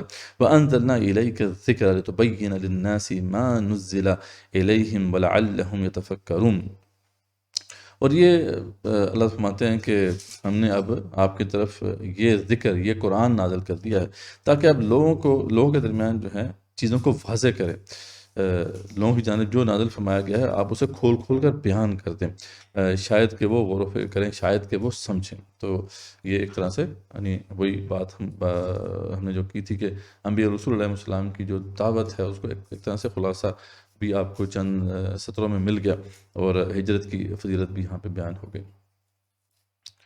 اب اس میں ایک انٹرسٹنگ نوٹ ہے جو شبیر احمد عثمانی رحمۃ اللہ نے جو ہے یہاں پر لکھا ہے ہجرت کے حوالے سے، میں چاہتا ہوں وہ پڑھ دوں آپ کے سامنے، وہ اچھی اس میں باتیں، وہ اس کا جو ٹاپک کا جو ہیڈنگ ہے وہ ہے کہ ہجرت کے دنیاوی اور اخروی منافع کیا ہیں۔ تو یہاں پہ وہ فرماتے ہیں کہ بہت سے خدا کے وفادار بندے مصائب و شدائد جھیلتے ہوئے دنیا سے رخصت ہو جاتے ہیں، کیا ان کی قربانیاں ضائع کی جا سکتی ہیں؟ ہرگز نہیں۔ جن لوگوں نے حق کی حمایت اور خدا کی رضا جوئی کے لیے ظالموں کی سختیاں برداشت کی اور انواع و اقسام کے ظلم اور ستم اٹھائے، حتیٰ کہ مجبور ہو کر گھر بار ویش و اقارب اور عزت و راحت سب چیزوں کو خدا کے یعنی اللہ کے راستے میں تج دیا، ان کی محنت اور وفاداری کا صلہ یقیناً مل کر رہے گا۔ گھر سے اچھا گھر، وطنی بھائیوں سے بڑھ کر دردمند بھائی، روزی سے بہتر روزی، عزت سے زیادہ عزت ملے گی دنیا میں، بلکہ وطن سے نکالنے والوں پر غالب دنیا کے حاکم اور پرہیزگاروں کے امام بن جائیں گے۔ یہ بھی ہم نے دیکھا، جب یہاں سے مغلوبی کی حالت میں نکلے وہاں پہ وہ حاکم بن گئے۔ پھر اس سب کے بعد جو بلند مقامات اور عظیم و شان مدارج آخرت میں ملیں گے ان کا تو اندازہ ہی نہیں کیا جا سکتا۔ اگر وہاں کے اجر و ثواب کا پورا یقین ہو جائے تو دوسرے لوگ بھی جو ہجرت کی سعادت سے محروم ہیں تمام گھر بار چھوڑ کر خدا کے راستے میں نکل کھڑے ہوں۔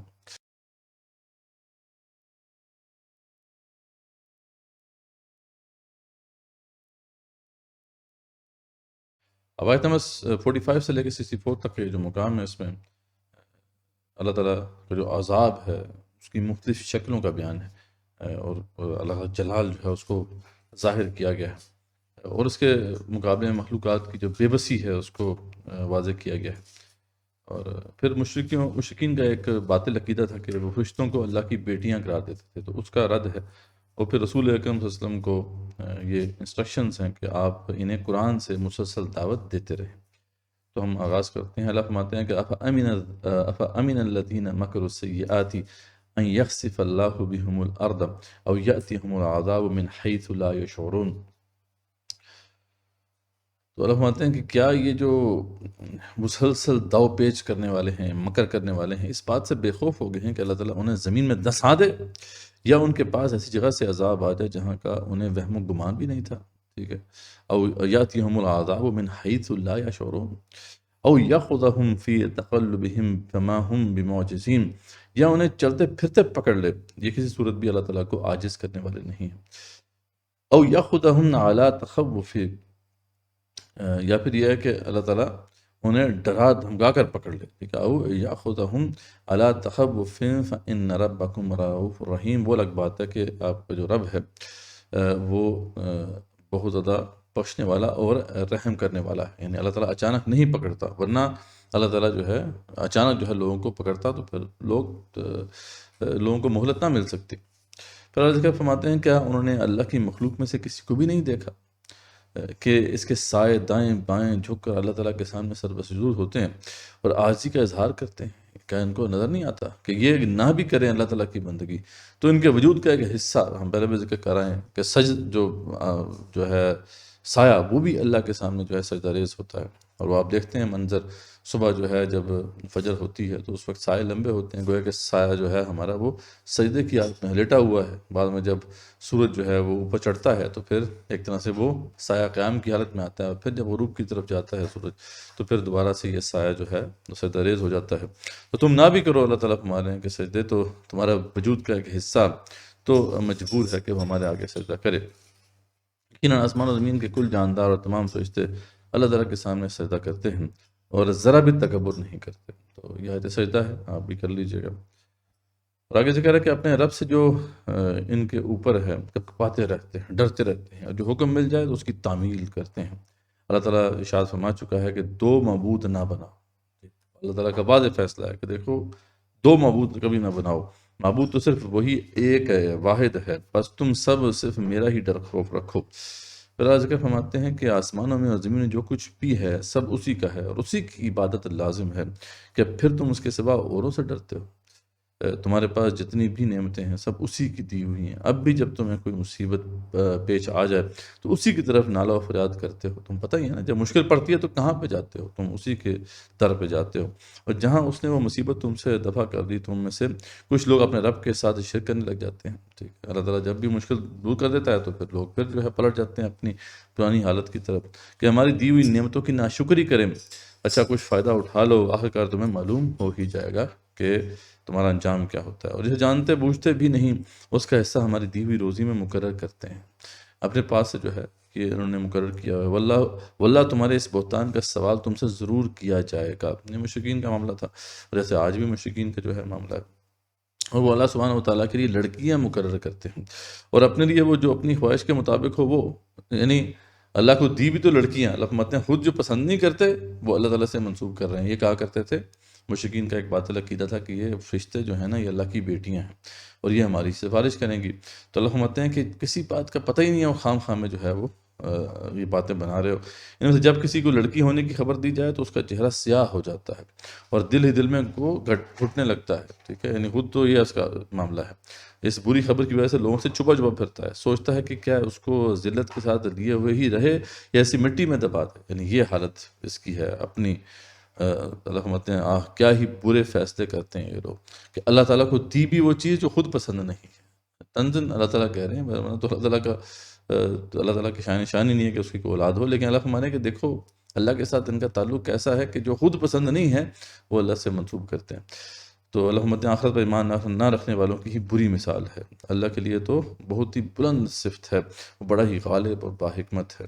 اور اس کے بعد اللہ فرماتے ہیں کہ وَلَوْ يُؤَاخِذُ اللَّهُ النَّاسَ بِظُلْمِهِمْ مَا تَرَكَ عَلَيْهَا مِن دَابَّةٍ وَلَكِنْ يُؤَخِّرُهُمْ إِلَىٰ أَجَلٍ مُّسَمًّى، اور اللہ تعالیٰ اگر لوگوں کے ظلم کے باعث ان کو پکڑنا شروع کر دیتا تو دنیا میں ایک چوپایا بھی جو ہے باقی نہ بچتا، یعنی یہ معاملہ ہے کہ اگر فوراً اللہ تعالیٰ گرفت کرنے لگے تو کوئی بھی پھر نہ بچ سکے۔ تو اللہ تعالیٰ کا معاملہ ہے، اس کا فضل ہے کہ جو اللہ تعالیٰ ایک وقت مقررہ تک جو ہے مہلت دیتا ہے، ولیکن یؤخرہم الی اجل مسمى، ایک وقت مقررہ تک اللہ تعالیٰ مؤخر کرتا ہے۔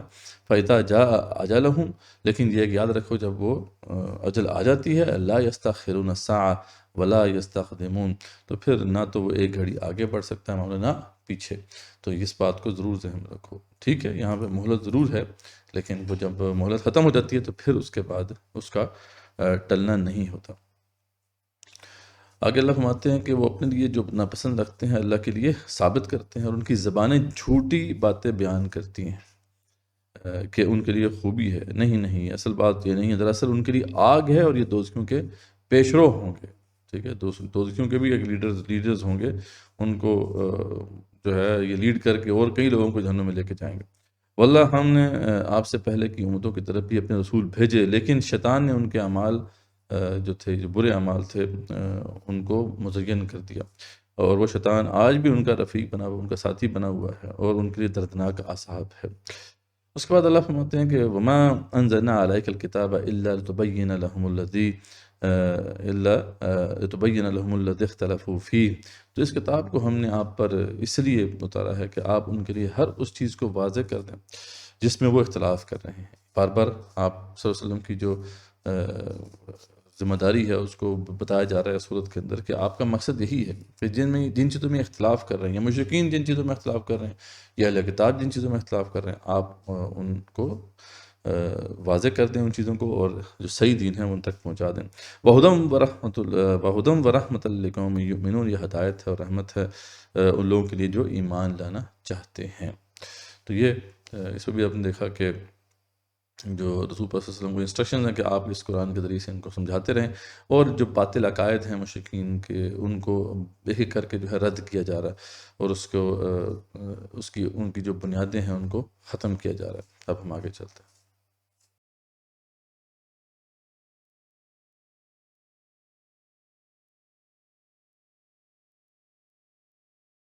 اب اس کے بعد آیت نمبر 65 سے 72 تک یہ مقام ہے، اس میں اگین اللہ تعالیٰ کی نعمتوں کا ذکر ہے، اور وہ آپ نے دیکھا ہوگا کہ اس صورت کا ایک مین تھیم ہے کہ یہاں سے کثرت سے اللہ تعالیٰ کی نعمتوں کا ذکر ہوا ہے۔ اس سے پہلے ہم نے دیکھا تھا کہ اللہ تعالیٰ نے چوپایوں سے حاصل ہونے والی دیگر جو نعمتیں ہمیں ملتی ہیں ان کا ذکر فرمایا، پانی کی جو مختلف شکلیں ہیں ان کا ذکر فرما کر اپنی نعمتوں کو یاد کروایا۔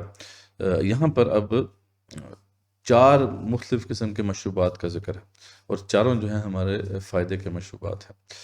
تو سب سے پہلے اللہ یہاں سے شروع کرتے ہیں کہ واللہ انزل من السماء ماء فاحیا به الارض بعد موتها۔ سب سے پہلے تو وہ پانی جو اللہ تعالیٰ آسمان سے اتارتے ہیں، باران رحمت کا نزول ہوتا ہے، تو اللہ فرماتے ہیں کہ اللہ آسمان سے پانی برسا کر اس زمین کو اس کی موت کے بعد زندہ کر دیتا ہے۔ ان فی ذلک لآیات لقوم یسمعون، اس میں یقیناً جو ہے ان لوگوں کے لیے نشانی ہے کہ جو سننا چاہتے ہیں۔ اب اس کے بعد دوسرے مشروب کا ذکر ہو رہا ہے جو کہ بیسیکلی دودھ ہے، اور وہ کہاں سے نکلتا ہے اس کا بھی ذکر ہے کہ وَإِنَّ لَكُمْ فِي الْأَنْعَامِ لَعِبْرَةً، تو یقیناً تمہارے لیے جو ہے چوپایوں میں بھی عبرت کا سامان ہے کہ نُسْقِيكُم مِّمَّا فِي بُطُونِهِ مِن بَيْنِ فَرْثٍ وَدَمٍ لَبَنًا خَالِصًا، تو سائغا للشاربین، اللہ فرماتے ہیں کہ جو پینے والوں کے لیے بہت ایک مطلب فائدہ مند چیز ہے، ٹھیک ہے؟ تو اب یہ دودھ دیکھیں کتنی بڑی نعمت اللہ تعالیٰ نے عطا کی ہے کہ اس میں سے کتنا کچھ نکلتا ہے۔ دودھ تو ایک چیز ہے نا، پھر اس کو اگر آپ جو تھوڑی وہ خراب ہو جائے تو اس کے اندر بیکٹیریا آ جائے تو وہ دہی بن جاتا ہے، ٹھیک ہے؟ اس کو اگر تھوڑی دیر کے لیے آپ چھوڑ دیں تو پھر چیز بن جاتی ہے، اور چیز کی پھر مختلف قسمیں ہیں جو اس سے نکلتی ہیں، ٹھیک ہے؟ اس میں سے فیٹ نکال دے تو وہ پھر ایک ایسا پروڈکٹ بن جاتا ہے، وہ پروٹین بیس ایسا پروڈکٹ بن جاتا ہے جو کہ آپ کے اسکن کے لیے بہت اچھا ہے۔ تو ہر مطلب دودھ سے کتنا کچھ نکلتا ہے، ٹھیک ہے؟ تو کتنی زبردست چیز جو ہے اللہ تعالیٰ نے ہمیں عطا کی ہے، تو اللہ فرماتے ہیں یہ اللہ کی نعمتیں۔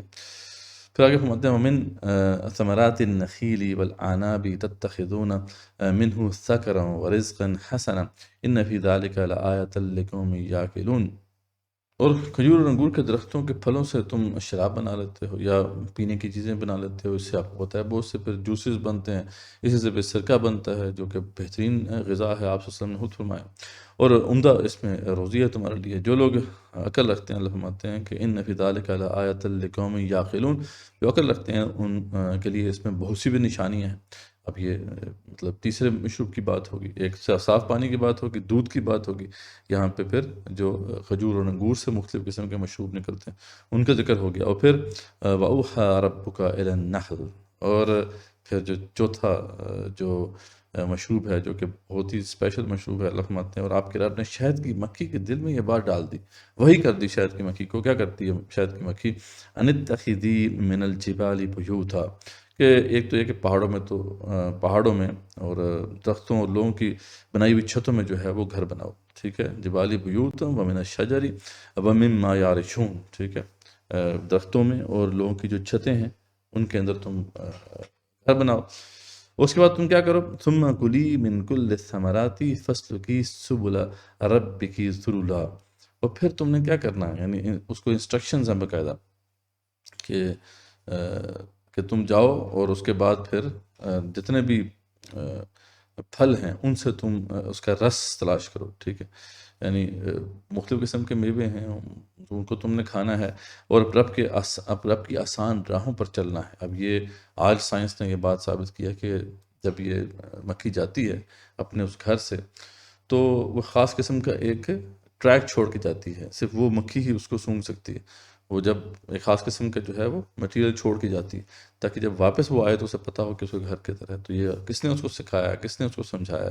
یہ اللہ تعالیٰ نے سمجھایا ہے۔ تو اس طریقے سے وہ جاتی ہے، وہ نیکٹر چوستی ہے اور مختلف جگہوں سے جو ہے وہ پھلوں کا جو ہے رس چوس کے پھر واپس انہی راستوں پہ جو اللہ تعالیٰ نے اس کو سجھا دیے ہیں واپس اپنے گھروں کو آتی ہے، اور پھر وہ نیکٹر جب جمع ہوتا ہے تو پھر اس سے ایک مشروب بنتا ہے جس کا ذکر یہاں پہ ہو رہا ہے۔ تو یخرج من بطونها شراب مختلف الوانه فیہ شفاء للناس، اور جس کے پھر اس کے پیٹ سے اللہ فرماتے ہیں کہ رنگ برنگ کا ایک مشروب نکلتا ہے جس کے رنگ مختلف ہیں، یہ بات ڈیپینڈ کرتا ہے وہ کس قسم کا نیکٹر اس نے چوسا ہے، اس کے مطابق وہ کلرز ہوتے ہیں، اور اس میں لوگوں کے لیے پھر شفا ہے۔ اور ان فی ذالک لآیۃ لقوم یتفکرون، تو اس میں اللہ فرماتے ہیں یقیناً جو ہے ان لوگوں کے لیے جو سوچتے ہیں بہت سی جو ہے نشانیاں ہیں، بہت سی آیات ہیں۔ اور اس پہ پھر آپ صلی اللہ علیہ وسلم نے اپنی حدیث میں بھی ذکر فرمایا کہ شہد کے کتنے فوائد ہیں۔ آپ صلی اللہ علیہ وسلم نے فرمایا ہے، یہ جو حدیث ہے بخاری شریف میں موجود ہے، یہ 3 چیزوں میں شفا ہے۔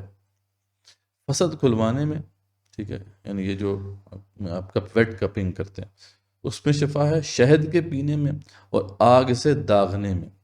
لیکن وہ مطلب رسول صلی اللہ علیہ وسلم فرماتے ہیں کہ لیکن میں نے اپنی امت کو داغ لگوانے سے منع کر دیا، ٹھیک ہے۔ اب وہ جو داغ لگوانا ہوتا ہے یعنی آگ سے داغنے سے کے حوالے سے جو ہے ممانعت آ گئی، لیکن دونوں باقی چیزیں جو ہیں ان کے اندر شفا اللہ نے رکھی ہے۔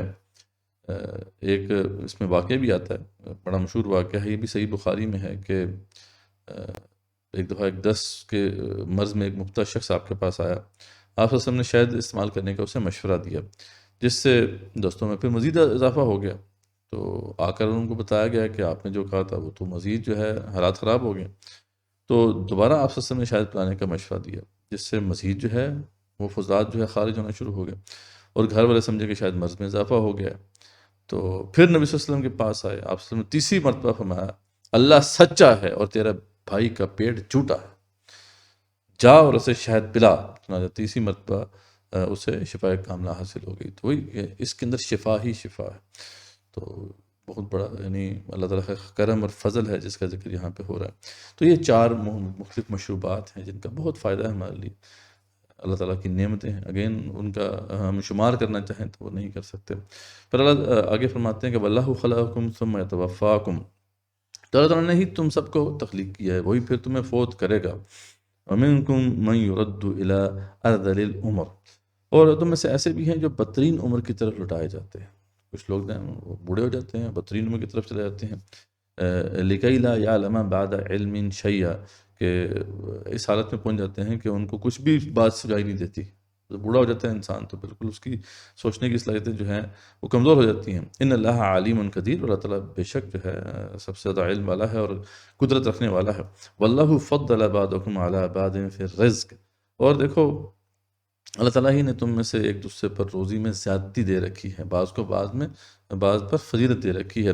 فما الذین فضلوا براد رزقہم علی ما ملکت ایمانہم فہم فی سواء، تو اللہ فرماتے ہیں کہ بس جنہیں زیادتی دی گئی ہے وہ اپنی روزی اپنے ماتحت غلاموں کو نہیں دیتے، یعنی تمہیں اللہ تعالیٰ رزق دیتا ہے، ٹھیک ہے، اور تمہیں بعض کو بہت زیادہ رزق دیتا ہے جس کے نیچے پھر غلام بھی کئی ہوتے ہیں، تو جن کو یہ روزی دی جاتی ہے تو وہ کبھی بھی اپنے جو ماتحت ہوتے ہیں ان کو اس میں شریک نہیں کرتے۔ بڑی ایک سوچنے والی بات ہے نا۔ تو افبنعمت اللہ یجحدون، تو کیا یہ لوگ اللہ کی نعمتوں کے منکر ہو رہے ہیں؟ ٹھیک ہے، تو یہاں پہ ایک لطیف اشارہ بھی ہے، آگے بھی ذکر آئے گا مختلف مقامات پہ، یہ مثال بھی اللہ تعالیٰ نے بیان کی ہے کہ جب تم اس کو شریک کرنا پسند نہیں کرتے تو اللہ تعالیٰ اپنی ڈومینین کو کیسے تمہارے ساتھ، یا تم جس کو شریک بناتے ہو اللہ تعالیٰ کا، اس کے ساتھ کیسے شریک کر سکتا ہے۔ دوسرا یہ ہے کہ یہ بتانے کا مطلب یہ ہے کہ ان کا بھی خیال رکھو، ٹھیک ہے، جو اللہ تعالیٰ نے رزق دیا ہوا ہے اس سے ان کا بھی خیال رکھو۔ پھر آگے ذکر آتا ہے کہ اللہ تعالیٰ نے تمہارے لیے تم سے ہی تمہاری بیویاں پیدا کی ہیں، اور تمہاری بیویوں سے تمہارے لیے تمہارے بیٹے اور پوتے پیدا کیے، اور تمہیں اچھی اچھی جو ہے چیزیں کھانے کو دیں، یہ سب اللہ کی عنایات ہیں۔ کیا پھر بھی لوگ باطل پر ایمان لائیں گے؟ کیا پھر بھی اللہ کو نہیں مانیں گے اور اللہ تعالیٰ کی نعمتوں کی ناشکری کریں گے؟ یعنی ایک سوالیہ انداز ہے، پھر بھی کیا لوگ اللہ تعالیٰ کا شکر ادا نہیں کریں گے؟ تو وہی اللہ کی نعمتوں کا ذکر ہے اور ناشکری کرنے والوں کو ایک تنبیہ کی گئی ہے۔ اب ہم آگے چلتے ہیں۔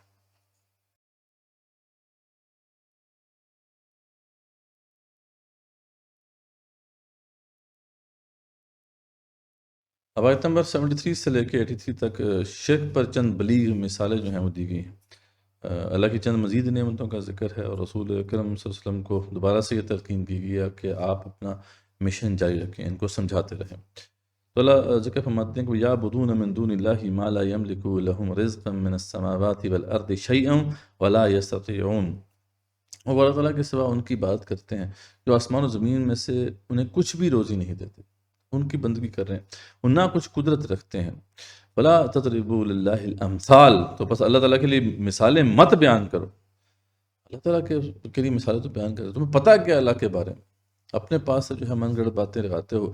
ان اللہ یعلم وانتم لا تعلمون، اللہ جانتا ہے تم نہیں جانتے، تمہیں پتہ ہی نہیں ہے اس معاملے کے بارے میں، تو پھر کیوں مثالیں بیان کرتے ہو؟ اب اللہ تعالیٰ خود مثالوں سے بات سمجھا رہے ہیں، کہتے ہیں یہ اللہ کے لیے تو مثالیں بیان نہ کرو، ہاں اللہ تمہیں کچھ مثالوں سے سمجھاتا ہے۔ کیا مثالیں ہیں؟ وہ بڑی خوبصورت مثالیں ہیں۔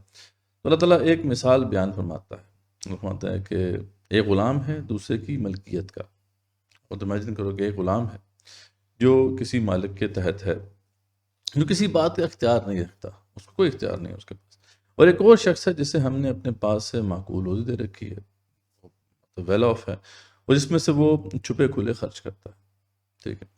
کیا یہ سب برابر ہو سکتے ہیں؟ سوچو تو صحیح، ایک بالکل غلام ہے جس کے پاس کوئی اختیار نہیں ہے، کوئی مال نہیں ہے، کوئی اسباب نہیں، ایک وہ ہے جس کے پاس تمام اختیار بھی ہے، مال بھی ہے، اسباب بھی ہیں، تو یہ دونوں برابر ہو سکتے ہیں؟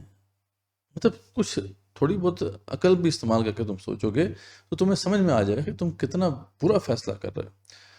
تو اللہ تعالیٰ ہی کے لیے سب تعریف ہے، لیکن اکثر جو ہے نہیں جانتے۔ یعنی کہنے کا مقصد یہ ہے کہ کیا اللہ تعالیٰ اور یہ جو جن کو تم نے اللہ کے ساتھ شریک ٹھہرایا وہ برابر ہو سکتے ہیں؟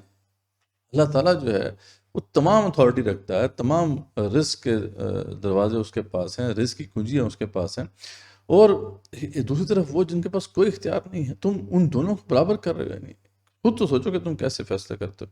پھر ایک اور مثال اللہ تعالیٰ بیان فرماتے ہیں، اللہ تعالیٰ ایک اور مثال بیان فرماتا ہے دو اشخاص کی، جن میں سے ایک تو گونگا ہے اور کسی چیز پر اختیار نہیں رکھتا، ٹھیک ہے، ایک شخص ہے گونگا، کوئی اختیار نہیں رکھتا، بلکہ وہ اپنے مالک پر بوجھ ہے، مالک ہے کچھ کر بھی نہیں سکتا، ہے غلام لیکن جو ہے نکما غلام ہے، کہیں بھی اسے بھیجو وہ کوئی بھلائی نہیں لاتا۔ کیا یہ اور وہ جو عدل کا حکم دیتا ہے اور ہے بھی سیدھی راہ پر، برابر ہو سکتے ہیں؟ یار خود سوچو۔ یعنی یہاں جو مثال بیان کی گئی ہے، یعنی بدھ اور رسول صلی اللہ علیہ وسلم کی مثال دی گئی ہے نا، کہ تم جن کو معبود بنائے بیٹھے ہو وہ بالکل ناکارہ ہیں، ان کی کوئی مطلب یہ ہے کہ ان کا کوئی فائدہ ہی نہیں ہے، جبکہ دوسری طرف رسول اکرم صلی اللہ علیہ وسلم ہیں جو ہدایت دے رہے ہیں سچے دین کی طرف، تو تم نے دونوں کو کیسے برابر کر دیا؟ ٹھیک، تو مثالوں سے اللہ تعالیٰ سمجھا رہے ہیں کہ ذرا خود سوچو کہ تمہارے فیصلے کتنے بودے ہیں، کس طرح تم جو ہے یہ سمپل سی بات نہیں سمجھ رہے۔ اور پھر آگے اللہ تعالیٰ دو بلیغ مثالیں بیان کرنے کے بعد فرماتے ہیں کہ آسمان و زمین کا غیب صرف اللہ تعالیٰ ہی کو معلوم ہے، اور قیامت کا امر تو ایسا ہی ہے جیسے آنکھ کا جھپکنا، بلکہ اس سے بھی زیادہ قریب، قیامت تو بل قریب ہے۔ تو بے شک اللہ تعالیٰ ہر چیز پر قادر ہے۔ اللہ تعالیٰ نے تمہیں تمہاری ماؤں کے پیٹوں سے نکالا ہے کہ اس وقت تم کچھ بھی نہیں جانتے تھے۔ اس وقت جب اللہ تعالیٰ نے نکالا تھا اللہ تعالیٰ نے تمہیں، تم بالکل بھی نہیں جانتے تھے کچھ بھی، اسی نے تمہارے کان اور آنکھیں اور دل بنائے، لیکن کم ہی تم شکر کرتے ہو۔ کیا ان لوگوں نے پرندوں کو نہیں دیکھا جو تابع فرمانوں کے فضا میں ہیں؟ ٹھیک ہے، سوچ دیکھو تو صحیح پرندوں کو کہ کیسے اللہ تعالیٰ کے حکم سے وہ اڑتے ہیں، جنہیں سوائے اللہ تعالیٰ کے کوئی اور تھامے ہوئے نہیں ہے۔ یعنی آسمان پر کون ہے جو ان کو تھامے ہوئے ہیں؟ وہ جو ایئر ڈکٹس ہیں، وہ جو ایئر ڈکٹ فنومنا ہے، وہ اللہ تعالیٰ نے کریٹ کیا ہوا ہے نا، جس کو استعمال کر کے جو ہے پرندے اوپر اٹھتے ہیں۔ اور اب تو اسی پرنسپل کے اوپر ہمارے جو مصنوعی جہاز جو ہم بناتے ہیں وہ بھی اڑ رہے ہیں۔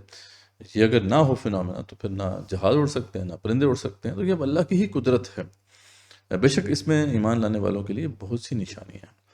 اس کے بعد پھر اللہ تعالیٰ کچھ ٹھکانوں کا ذکر کر رہے ہیں، کچھ مکانوں کا ذکر کر رہے ہیں، شیلٹرز کا ذکر کر رہے ہیں جو کہ انسانوں نے سیکھے ہیں over the period of time. تو وہ بھی اللہ تعالیٰ کی طرف سے کرم ہے، فضل ہے اللہ تعالیٰ کا۔ اللہ فرماتے ہیں کہ واللہ جعل لکم من بیوتکم سکنا، تو اللہ تعالیٰ نے ہی تمہارے لیے تمہارے گھروں میں سکونت کی جگہ بنا دی ہے۔ وجعل لکم من جلود الانعام بیوتا، اور اس نے تمہارے لیے چوپایوں کی کھالوں کے گھر بنا دیے ہیں۔ اب یہ وہ پورٹیبل گھر ہیں جو خانہ بدوش قبائل تو خیر ساتھ لیے پھرتے ہیں، وہ اسی پہ گزارا کرتے ہیں، لیکن ہم بھی کبھی جاتے ہیں ایسی جگہوں پہ جہاں پہ باقاعدہ پکے مکان نہیں ہیں ہمارے لیے، تو پھر اللہ تعالیٰ نے سکھا دیا ہے کیسے اس کا خیمہ بنانا ہے۔ تو یہ عام طور پہ جو جانور کی کھالیں ہیں ان سے یہ خیمے بنتے ہیں، تو سب سے پہلے ان کا ذکر ہے۔ تو تستخفونها یوم اذانکم و یوم اقامتکم، جنہیں تم ہلکا پھلکا پاتے ہو اپنے کوچ کے دن بھی، جب تم نے کہیں جانا ہوتا ہے کسی سفر کے اوپر، اپنے ٹھہرنے کے دن بھی، تو تم جو ہے اس کے ساتھ ان کو ساتھ لیے پھرتے ہو، اور ہر جگہ پہ یہ نصب ہو سکتے ہیں۔ اور من اثوافها و اوبارها و شعارها اثاثا و متاعا الی حین، اور ان کی اون اور روؤں اور بالوں سے بھی ان سے بہت سے سامان اور ایک وقت مقررہ تک کے لیے تم فائدے کی چیزیں بنا لیتے ہو۔ ٹھیک ہے، وہ سب چیزیں بھی انہیں چوپایوں سے نکلتی ہیں۔ پھر آگے ذکر اللہ فرماتے ہیں کہ واللہ جعل لکم مما خلق ظلالا، اور اللہ یہ تمہارے لیے اپنی پیدا کردہ چیزوں میں اس نے سائے بنائے ہیں، یہ تمہارے لیے شیلٹر ہے۔ دھوپ کا اگر آپ کے سامنے دن ہو، دھوپ نکلی ہوئی ہو اور سخت گرمی ہو، تو کتنا بڑا جو ہے فضل ہوتا ہے اللہ تعالیٰ کا، کتنی بڑی نعمت معلوم ہوتا ہے ایک درخت کا سایہ جس کے اندر جو ہے کوئی بندہ سستا لیتا ہے۔ تو یہ اللہ تعالیٰ اس کا ذکر فرمانے کہ اللہ تعالیٰ نے تمہارے لیے سائے بنائے ہیں، وہ بھی تمہارے لیے شیلٹر ہے۔ وجعل لکم من الجبال اکنانا، اور اس نے تمہارے لیے پہاڑوں میں غار بنائے ہیں، وہی تمہارے لیے شیلٹر کا سامان فراہم کرتے ہیں۔ وجعل لکم سرابیل تقیکم الحر و سرابیل تقیکم بأسکم، اور اس طریقے سے اللہ فرماتے ہیں کہ اس نے تمہارے لیے جو ہے کرتے بنائے جنہیں تمہیں گرمی سے بچاتے ہیں، جو اللہ تعالیٰ نے سکھایا کہ کیسے جو ہے جو بھی کھالیں وغیرہ جانوروں کی کھالیں ہوتی ہیں، اور طریقے ہیں کپڑے بنانے کے، ان سے تم کرتے بنا لیتے ہو۔ اور ایسے کرتے بھی ہیں جو تمہیں لڑائی کے وقت کام آتے ہیں، زرہیں جو تمہیں اللہ نے بنانا سکھا دی ہیں۔ تو اللہ تعالیٰ کے جو ہے مختلف جو ہے یہ انعامات ہیں جو تم پر ہوئے ہیں۔ کذالک یتم نعمتہ علیکم لعلکم تسلمون، تو اسی طرح اپنی پوری نعمتیں دے رہا ہے تمہیں تاکہ تم اللہ تعالیٰ کا حکم بجا لاؤ، اللہ تعالیٰ کی بات مانو۔ یہ مقصد ہے اس کا کہ ان جو بھی نعمتیں ہیں ان کا احساس کرو اور پھر اللہ تعالیٰ کی بات مانو، کیونکہ شکر گزاری کا سب سے بڑا جو ہے ذریعہ یہی ہے کہ ہم اللہ تعالیٰ کی بات مانیں، کیونکہ شکر جو ہے اس کے دو لیولز ہوتے ہیں، ایک شکر باللسان ہے اور ایک شکر بالجوارح ہے۔ شکر باللسان تو کرنا ہی کرنا ہے، زبان سے بھی شکر ادا کرنا ہے، لیکن صحیح معنوں میں شکر جو ہوتا ہے وہ شکر بالجوارح ہوتا ہے، یعنی اپنے پورے وجود کے ساتھ آپ اللہ کا شکر ادا کریں۔ وہ کس طرح ہوگا وہ یہاں پہ بتا دیا کہ لعلکم تسلمون، اللہ کی بات مانو، اللہ کی جو انسٹرکشنز ہیں اس پہ عمل کرو۔ فَإِن تَوَلَّوْا فَإِنَّمَا عَلَيْكَ الْبَلَاغُ الْمُبِينُ، تو آگے اللہ فرماتے ہیں کہ اگر یہ روگردانی کریں تو پھر بات تو بس اتنی ہے کہ آپ کے اوپر تو صرف کھول کر ان کو سمجھا دینا ہے، یعنی آپ نے بس یہ کام کرنا ہے، ان کو اچھے طریقے سے سمجھا دیں۔ یعرفون نعمت اللہ ثم ینکرونها واکثرهم الکافرون، تو پھر بھی اگر یہ منہ موڑتے رہیں، اللہ فرماتے ہیں، تو پھر یہ اللہ کی نعمتیں جانتے پہچانتے ہوئے بھی ان کے منکر ہو رہے ہیں۔ ویسے تو ان کو ایسا نہیں کرنا چاہیے، لیکن یہ ہے کہ یہ ساری نعمتوں کو پہچانتے ہیں، ان کا احساس ہے انہیں کہ یہ اللہ کی نعمتیں ہیں، لیکن ثم ینکرونہا، پھر بھی یہ منکر ہو رہے ہیں، واکثرهم الکافرون، اور یہ جو ہیومن ٹریجڈی ہے کہ اکثر لوگوں میں سے وہ کافر ہی ہیں۔ تو اس لیے یہاں پہ وہی بار بار اللہ تعالیٰ کی نعمتوں کا ذکر ہے، اور بار بار اللہ تعالیٰ ان کے ذریعے سے سمجھا رہے ہیں کہ دیکھو ان کا شکر گزار بنو، اور اس کا سب سے بڑا جو ہے وہ طریقہ کیا ہے شکر گزاری کا؟ اللہ تعالیٰ کی بات ماننا ہے، اللہ تعالیٰ کے احکامات کو بجا لانا ہے، اور ناشکری کیا ہے کہ اللہ تعالیٰ کے حکم کو نہ مانو اور اللہ تعالیٰ کا انکار کر دو۔ تو اللہ تعالیٰ بار بار اس صورت میں اس کا ذکر کرتے ہیں۔ اب ہم آگے چلتے ہیں۔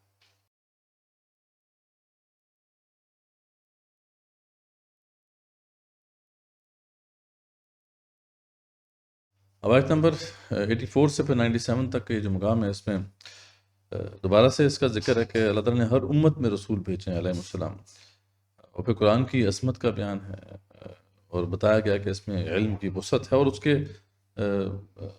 اس کے حوالے سے ایک مثال بھی دی گئی، یعنی ایک آیت ایسی یہاں پہ بیان ہوئی ہے کہ جس میں بہت سی حکمتیں جمع کر دی گئی ہیں، یعنی ایک ایگزامپل کے طور پہ اللہ تعالیٰ نے یہاں پہ بتایا کہ صرف ایک آیت ہی کتنی جو ہے وہ عظیم آیت ہے اس کی، تو پورا قرآن کتنا عظیم ہوگا۔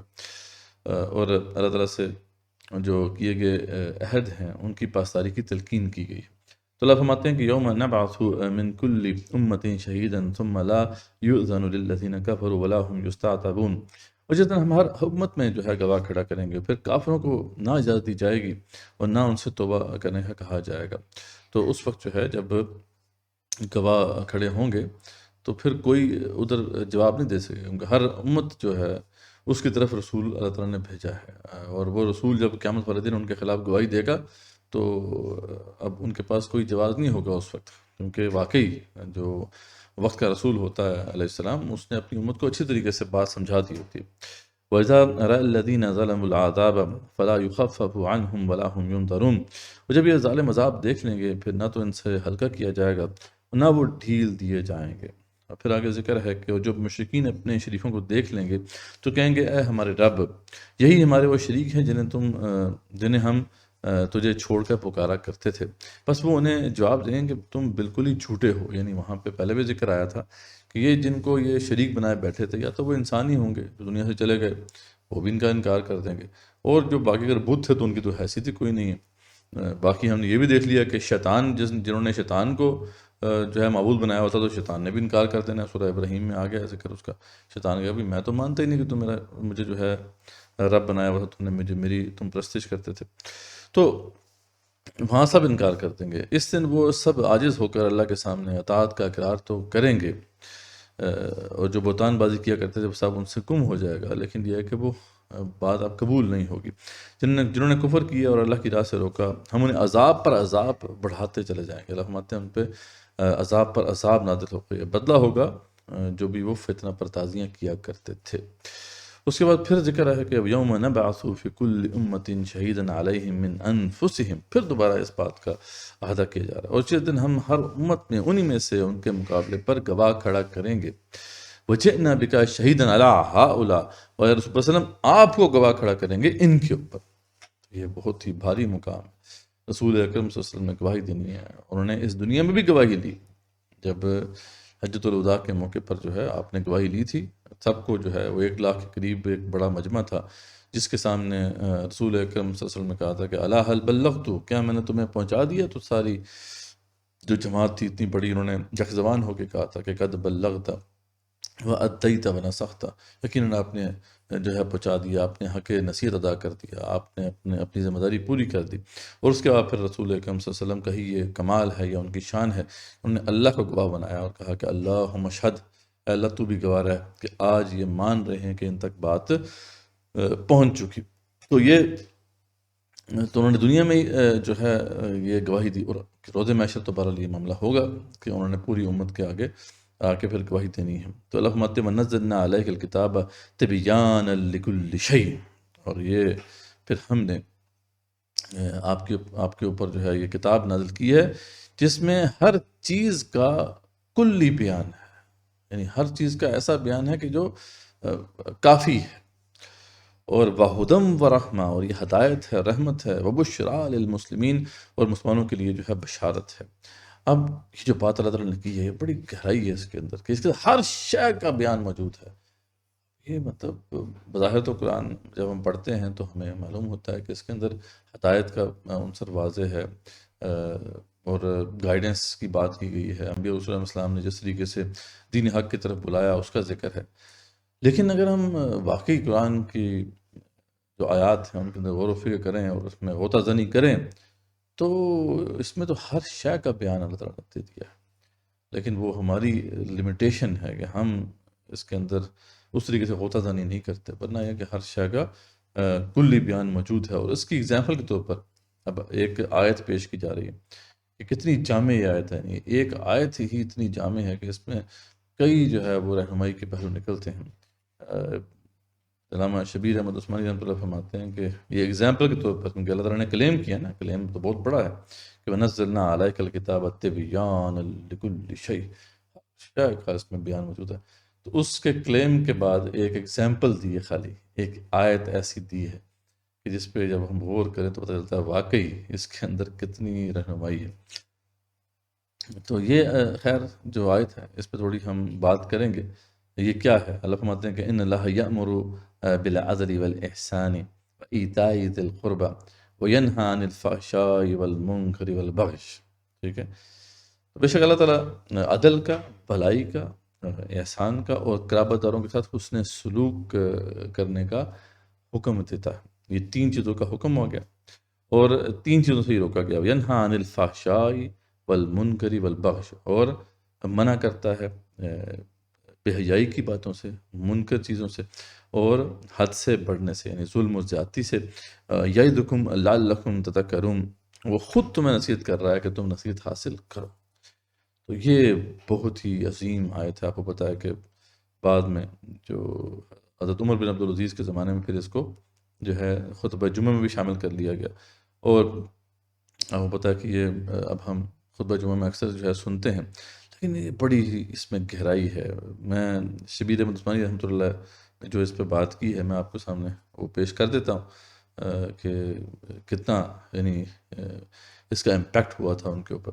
تو ہم آتے ہیں کہ یہ آیت اس کا ایک نمونہ ہے، یعنی جو بات کی جا رہی ہے نا کہ تبیان لکل شیء، اس کا ایک نمونہ جو ہے یہ آیت ہے، شبیر احمد عثمانی رحمۃ اللہ فرماتے ہیں۔ اور فرماتے ہیں کہ ابن مسعود رضی اللہ فرماتے ہیں کہ خدا تعالیٰ نے ہر ایک خیر و شر کے بیان کو اس آیت میں اکٹھا کر دیا، یعنی جتنا بھی خیر کچھ آپ سوچ سکتے ہیں اور جتنا بھی آپ شر سوچ سکتے ہیں وہ سب کو اس آیت میں جمع کر دیا۔ اور ابن مسعود کون ہے؟ جو بہت بڑے مفسر قرآن۔ آگے اب اس کی تشریح بیان کرتے ہوئے شبیر احمد عثمانی رحمۃ اللہ فرماتے ہیں کہ گویا کوئی عقیدہ، کوئی نیت، عمل، معاملہ اچھا یا برا ایسا نہیں جو امراً اور نہیاً اس کے تحت میں داخل نہ ہو گیا ہو۔ بعض علماء نے لکھا ہے کہ اگر قرآن میں کوئی دوسری آیت نہ ہوتی تو تنہا یہی آیت تبیان لکل شیء کا ثبوت دینے کے لیے کافی تھی۔ یعنی اتنی عظیم یہ آیت، شاید اسی لیے خلیفہ راشد حضرت عمر بن عبدالعزیز نے اسے خطبہ جمعہ کے آخر میں اس کو درج کر کے امت کے لیے اسوہ حسنہ قائم کر دیا تھا۔ اب آگے ذکر فرماتے ہیں کہ عدل اور احسان کیا ہے، کہ عدل، احسان اور ایتاء ذی القربیٰ، یہ تین چیزوں کا جو حکم دیا گیا ہے یہ کیا ہے؟ فرماتے ہیں کہ عدل کا مطلب یہ ہے کہ آدمی کے تمام عقائد، اعمال، اخلاق، معاملات، جذبات، اعتدال اور انصاف کی ترازو میں تلے ہو۔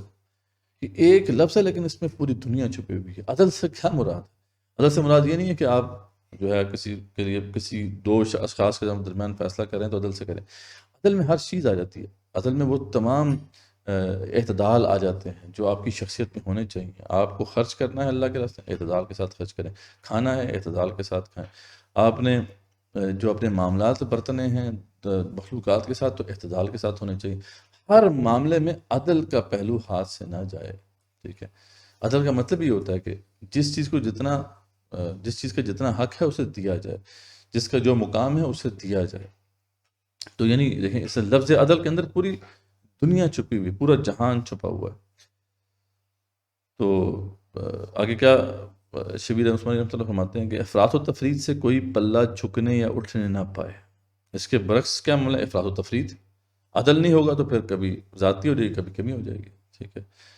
جس کام کو جتنا جو ہے وقت دیا جانا چاہیے اس کو اس سے زیادہ دے دیا جائے گا تو پھر افراط و تفریط ہو جائے گی، اسے کم وقت دیا تو پھر کمی آ جائے گی اس کے اندر. تو یعنی افراط و تفریط ہے عدل کے مقابلے میں.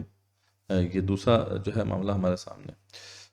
سخت سے سخت دشمن کے ساتھ بھی معاملہ کرتے وقت انصاف کا دامن ہاتھ سے نہ چھوٹے. ٹھیک ہے، اس کا ظاہر و باطن یکساں ہو. جو بات اپنے لیے پسند نہ کرتا ہو اپنے بھائی کے لیے بھی پسند نہ کرے. کتنی بڑی بات ہے. ایک عادل بندہ کبھی بھی یہ نہیں ہو سکتا کہ وہ اپنے بھائی کے لیے وہ چیز پسند کرتے جو اس کو پسند نہیں. یہ کبھی نہیں ہو سکتا کہ عادل بندہ ایسا کرے. اور یہ اب پتہ ہے کہ یہ بندہ اگر سمجھ جائے تو یہ تمام جو اخلاقیات ہیں اس کی یہ بنیاد ہے. اچھے اخلاق ہیں کیا کہ تم اپنے بھائی کے لیے وہ چیز پسند کرو جو اپنے لیے پسند کرتے ہو.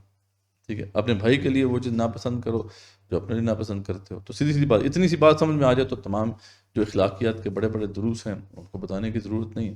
تو یعنی ایک لفظ عدل کے اندر کیا کچھ چھپا ہوا ہے. اچھا، اب آگے شبیر احمد عثمانی رحمۃ اللہ فرماتے ہیں احسان کیا ہے. تو احسان کے معنی یہ ہے کہ انسان بذات خود نیکی اور بھلائی کا پیکر بن کر دوسروں کو بھلا چاہے. مقام عدل و انصاف سے ذرا اور بلند ہو کر فضل و عفو اور جو ہے رحم کے جذبے کے ساتھ جو ہے لوگوں کے ساتھ معاملہ کرے. یعنی یہاں سے معاملہ کیا ہے کہ عدل تو وہ ہے نا کہ جس کو جتنا مقام دیا جانا چاہیے اتنا دیا جائے، جس سے جس طرح معاملہ رکھا جانا چاہیے ویسے رکھا جائے. لیکن احسان اس سے آگے بڑھ کر ہے. احسان یہ ہے کہ کوئی بندہ زیادتی بھی کرتا ہے پھر بھی معاف کرے. ٹھیک ہے، یعنی ایک بندہ آپ کے ساتھ ظلم کر رہا ہے تب بھی آپ نہ صرف اس کے ساتھ عدل کریں بلکہ اس سے احسان کریں، اس کی بھلائی چاہیں، اس کے لیے خیر خواہی کا جذبہ آپ کے دل میں ہو. یہ اس سے بلند تر درجہ ہے اور مشکل تر درجہ ہے. اتنا آسان نہیں ہے ہر بندے کے لیے کہ وہ احسان کی روش پر جو ہے پہنچ جائے. اور یہ آپ دیکھیں کہ ہر حکم میں اللہ تعالیٰ کے عدل کا پہلو بھی ہے اور احسان کا پہلو بھی ہے. ایک یہ ہے کہ آپ نے حکم کو پورا کرنا ہے جیسے کہ وہ حکم بتایا گیا ہے. نماز پڑھنی ہے آپ نے، 4 فرض آپ نے پڑھ لیے، 2 فرض پڑھ لی، جتنے بھی طے ہیں فرائض، نماز ہو جائے گی آپ کی. لیکن احسان کا پہلو کیا ہے کہ سنتیں بھی ادا کریں. یہ احسان کا پہلو ہے. آپ تہجد بھی پڑھیں تو یہ اس کے اندر وہ حسن کا پہلو ہے. اسی طریقے سے ہر حکم کے اندر جو ہے یہ بتایا گیا. اللہ فرماتے ہیں بے شک کسی نے آپ کی زیادتی کی ہے تو آپ اس کے برابر زیادتی کر سکتے ہیں، یہ آپ کا حق ہے. لیکن اللہ تعالیٰ خود فرماتے ہیں کہ ادفع باللتی ہی احسن. ٹھیک ہے، برائی کو اچھائی سے رفع کریں. یہ بات جو ہے یہ بہت مشکل ہے لیکن اس کا اثر بہت زیادہ ہے. تو یہاں پہ وہی وہ بات ارشاد فرما رہے ہیں. مزید کہتے ہیں کہ انصاف کے ساتھ مربت کو جمع کریں اور یقین رکھیں کہ جو کچھ بھلائی کرے گا خدا اسے دیکھ رہا ہے. ادھر سے بھلائی کا جواب ضرور بھلائی کی صورت میں ملے گا. یعنی اللہ تعالیٰ جو ہے اگر تم احسان کی روش پہ چلو گے تو اللہ تعالیٰ بھی تمہارے ساتھ احسان کی روش جو ہے وہ اپنائے گا. اچھا، یہ تو بات ہو گئی کہ جو ہے احسان کا معاملہ ہے. اس میں ایک اور جگہ پہ وہ فرماتے ہیں کہ یہ دونوں خصلتیں یعنی عدل اور احسان یا بفاظ دیگر انصاف اور مربت تو اپنے نفس و ہر ایک دوست دشمن سے متعلق تھیں، لیکن اقارب کا حق جانب سے کچھ زیادہ ہے. یعنی جو قریبی لوگ ہوتے ہیں ان کا حق اجنبیوں سے زیادہ ہوتا ہے. اب یہ تیسرا لیول آ گیا کہ عدل کرنا بالکل ایک مشکل کام ہے، آسان نہیں ہے. اس سے بڑھ کر احسان کرنا اس سے مشکل ہے. لیکن دونوں چیزوں کا معاملہ اپنے عزیز و اقارب کے ساتھ کرنا یہ اور ہی مشکل کام ہے، بہت مشکل کام ہوتا ہے. تو اب وہاں پہ جو ہے جا کر اعتدال کی روش کو اپنائے رکھنا بلکہ احسان کی روش کو اپنانا یہ اور مشکل کام ہے. تو وہ فرماتے ہیں کہ جو تعلقات قرابت قدرت نے باہم رکھ دیے ہیں انہیں نظر انداز نہ کیا جائے بلکہ اقارب کی ہمدردی اور ان کے ساتھ مربت اور احسان جانب سے کچھ بڑھ کر ہونا چاہیے، اجنبیوں سے بڑھ کر ہونا چاہیے. ان کے ساتھ معاملہ باقی جو لوگ ہیں ان سے بڑھ کر کیا جانا چاہیے. صلہ رحمی ایک مستقل نیکی ہے. جو اقارب اور جو ارحام والے ہیں یعنی رحم والے ہیں ان کے لیے درجہ بدرجہ استعمال ہونی چاہیے. گویا احسان کے بعد ذوی القربہ کا بالتخصیص ذکر کر کے متنبہ فرما دیا گیا کہ عدل و انصاف کو تو سب کے لیے یکساں ہے لیکن مربت اور احسان کے وقت بعض مواقع بعض سے زیادہ رعایت و اہتمام کے قابل ہیں. فرق مراتب کو فراموش کرنا ایک طرح قدرت کے قائم کیے ہوئے قوانین کو بھلا دینا ہے. تو یعنی انہوں نے بتا دیا کہ عزیز و اقارب کے ساتھ ان دونوں چیزوں کو روا رکھنا یہ مشکل کام ہوتا ہے لیکن اس کی بھی انسٹرکشن دے دی گئی. تو اب دیکھیں تینوں چیزیں آ گئیں، اعتدال کے ساتھ چلنا ہے، احسان کی روش اختیار کرنی ہے اور ان دونوں کا معاملہ عزیز و اقارب کے ساتھ خاص طور پر جو ہے وہ روا رکھنا ہے. اس کے بعد آتے ہیں وہ جو 3 برائیاں جو ہیں یہاں بھی بیان کر دی گئیں. ٹھیک ہے، کہ اللہ تعالیٰ نے منع کیا ہے کہ فحش باتوں سے اور منکر چیزوں سے اور جو ہے ظلم و زیادتی سے۔ تو وہ فرماتے ہیں کہ کیونکہ انسان میں 3 قوتیں ہیں، انسان کے اندر 3 جو ہیں وہ نیگیٹو فورسز ہیں، جن کے بے موقع اور غلط استعمال سے ساری خرابیاں اور برائیاں پیدا ہوتی ہیں۔ تمام جتنے بھی رذائل اخلاق ہیں، جتنی بھی برائیاں انسان سے پھوٹتی ہیں، وہ ان 3 جو ہے وہ قوتوں سے پھوٹتی ہیں۔ وہ کہتے ہیں کیا ہیں قوتیں؟ یہ قوتیں بہیمیہ شہوانیہ ہیں، یعنی یہ جو انسان کے اندر اشٹو پلیئر ہے۔ قوت غضبیہ سبعیہ ہے، یعنی یہ انسان کے اندر وہی وہ اشٹو ڈومینیٹ ہے، جو اس کے اندر ایک بہت بڑا پاورفل جذبہ ہے۔ تو فرماتے ہیں غالباً فحشہ سے وہ بے حیائی کی باتیں مراد ہیں جن کا منشا شہوت اور بہیمیت کی افراد ہو۔ بتایا گیا فحش کاموں سے اجتناب کرو، رکو، کیونکہ جتنی بھی فحش باتیں ہیں، فحش کام ہیں، وہ بیسیکلی کس کا اظہار ہے؟ وہ اشٹ پلیئر، وہ جو ہمارے اندر قوت شہوانیہ ہے، اس کا اظہار ہے۔ اس کو تمہیں روکنا ہوگا۔ ہاں، حلال طریقہ بتا دیا گیا کہ اس کی تسکین کا حلال طریقہ کیا ہے، وہ بتا دیا گیا ہے۔ باقی سب جو حرام راستے ہیں وہ فحشی کے زمرے میں آتے ہیں۔ منکر معروف کی ذات ہے، یعنی نامعقول کام جن پر فطرت سلیمہ اور عقل صحیح انکار کرے، وہ سب جو ہیں وہ نامعقول کام ہیں اور منکر کام ہیں، ان سے بچنا۔ اچھا، اس میں ایک اور وہ کہتے ہیں قوت وہمیہ شیطانیہ ہے، یعنی انسان جب بعض اوقات غفلت میں پڑ جاتا ہے اور شیطان جو ہے اسے برائی کی طرف راغب کر دیتا ہے، تو یہ بھی اس کو اپنے ذہن میں رکھنا ہے کہ اس سے بھی ہوشیار رہے۔ اور تیسری چیز جو ہے وہ کہتے ہیں بغش ہے، یعنی سرکشی کر کے حد سے نکل جانا۔ ارج ٹو ڈومینیٹ بہت پاورفل جذبہ ہے۔ تو ظلم و تعدی پر کمر بستہ ہو کر درندوں کی طرح کھانے پھاڑنے کو دوڑنا، اور دوسروں کے جان و مال یا آبرو وغیرہ لینے کے واسطے ناحق دسترازی کرنا، یہ سب اس میں شامل ہے۔ اس کو چینلائز کرنے کا بھی طریقہ صحیح طرح بیان کر دیا گیا ہے کہ ارج ٹو ڈومینیٹ جو ہے اس کو چینلائز کرنے کا طریقہ کیا ہے؟ جہاد فی سبیل اللہ، بھائی تم ڈومینیٹ کرو، ٹھیک ہے، لیکن اللہ کے دین کو، اللہ کے کلمے کو ڈومینیٹ کرو، اپنی ذات کو ڈومینیٹ نہ کرو۔ اس طریقے سے جب آپ کرو گے تو اس کی تسکین ہو جائے گی اس جذبے کی، ورنہ جو باطل راستے ہیں، غلط راستے ہیں اس کی تسکین کے، وہ تو بہت سارے ہیں۔ جتنے بھی رذائل اخلاق ہیں اگر آپ ان کو دیکھیں گے، ان کا تانا بانا اسی ارج کے ساتھ جڑا ہوا ہے۔ انسان تکبر کیوں کرتا ہے؟ انسان جو ہے وہ تکاثر کیوں کرتا ہے؟ دوسرے سے دنیاوی مال و اسباب میں آگے بڑھنے کی کوشش کیوں کرتا ہے؟ تاکہ دوسرے کو نیچا کر سکے۔ حسد کیوں کرتا ہے؟ غیبت کیوں کرتا ہے؟ یہ سب جتنے بھی رذائل اخلاق ہیں، ان کے پیچھے اگر آپ دیکھیں گے تو یہی جذبہ کار فرما نظر آتا ہے۔ اس قسم کی تمام حرکات فرماتے ہیں کہ وہ قوت غضبیہ کے بیجا استعمال سے پیدا ہوتی ہیں۔ تو معلوم ہوا کہ اس آیت کے اندر ہر خیر کو اور ہر شر کو ایک طرح سے جمع کر دیا گیا۔ تو بہت ہی، یعنی اگین بہت کچھ کہا جا سکتا ہے۔ تو میں نے شبیر عثمانی رحمۃ اللہ کے توسط سے کچھ باتیں آپ کے سامنے رکھی۔ یہ ایگزامپل ہے، وہ جیسے کہ شیخ فرما رہے ہیں کہ طبیان لکل شیء کے حوالے سے ایک نمونہ ہے جو اللہ تعالیٰ نے پیش کیا۔ ویسے تو پورا قرآن جو ہے اس میں ہر طرح کی تفصیل موجود ہے، غور کرنے کی ضرورت ہے۔ جتنا ہم اس میں غور کرتے جائیں گے ویسے ویسے جو ہے حکمت کے موتی جو ہے وہ ہم تلاش کر سکیں گے۔ تو اس سے ہم آگے چلتے ہیں۔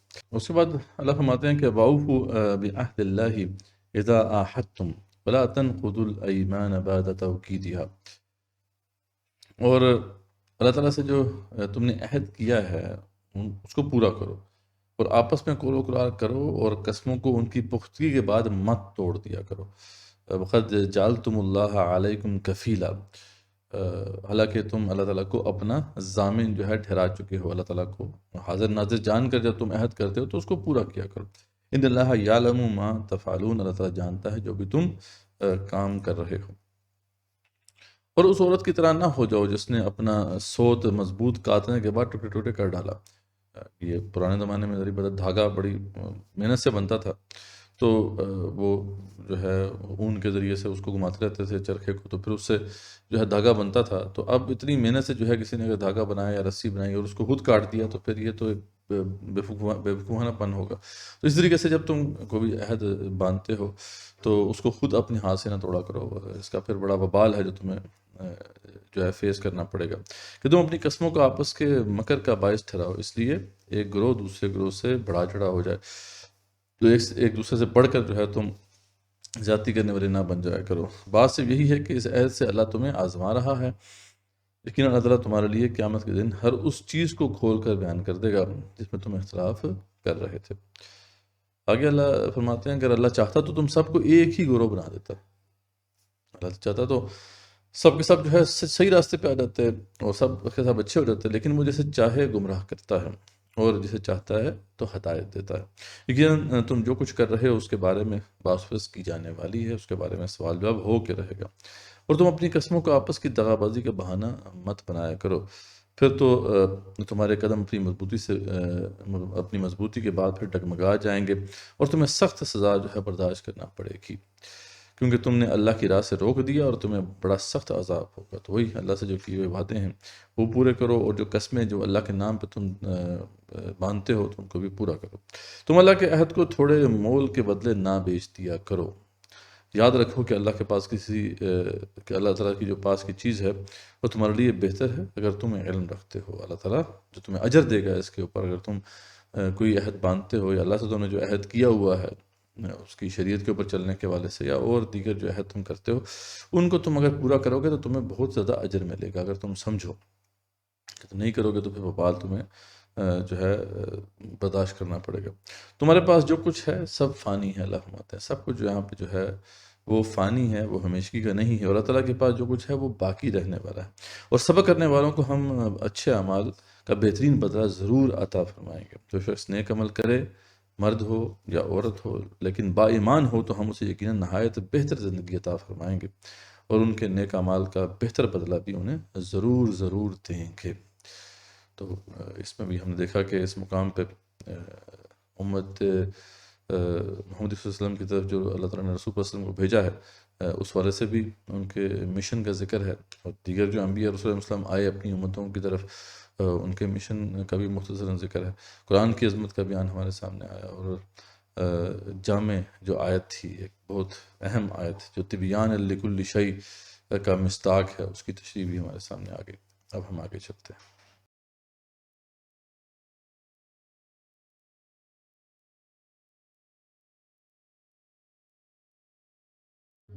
اب آیت نمبر 98 سے لے کے پھر 111 تک کا جو مقام ہے، اس میں اگین وہ ایک اہم موضوع جو ہے اس کو زیر بحث لایا گیا ہے، جو پہلے بھی زیر بحث آ چکا ہے، کہ جب بھی اللہ کی کتاب پڑھی جاتی ہے تو جو نبی ہوتا ہے وقت کا، یا رسول ہوتا ہے علیہ السلام، وہ تو بات صحیح لوگوں کو سمجھاتا ہے، لیکن شیطان کیا کرتا ہے کہ لوگوں کے ذہن میں وساوس ڈال دیتا ہے، جس کی وجہ سے کیا ہوتا ہے کہ وہ ایک ڈفرینٹ مفہوم اس کا سمجھ لیتے ہیں۔ یہاں پہ اللہ تعالیٰ اس حوالے سے کچھ انسٹرکشنز دے رہے ہیں مسلمانوں کو، کہ فَإِذَا قَرَأْتَ الْقُرْآنَ فَاسْتَعِذْ بِاللَّهِ مِنَ الشَّيْطَانِ الرَّجِيمِ۔ جب قرآن پڑھا جائے نا، قرآن کی تلاوت ہو، تو پھر اللہ تعالیٰ سے جو ہے شیطان مردود کی پناہ مانگ لیا کرو، تاکہ وہ پھر اس میں کوئی وسوسے نہ ڈال سکے۔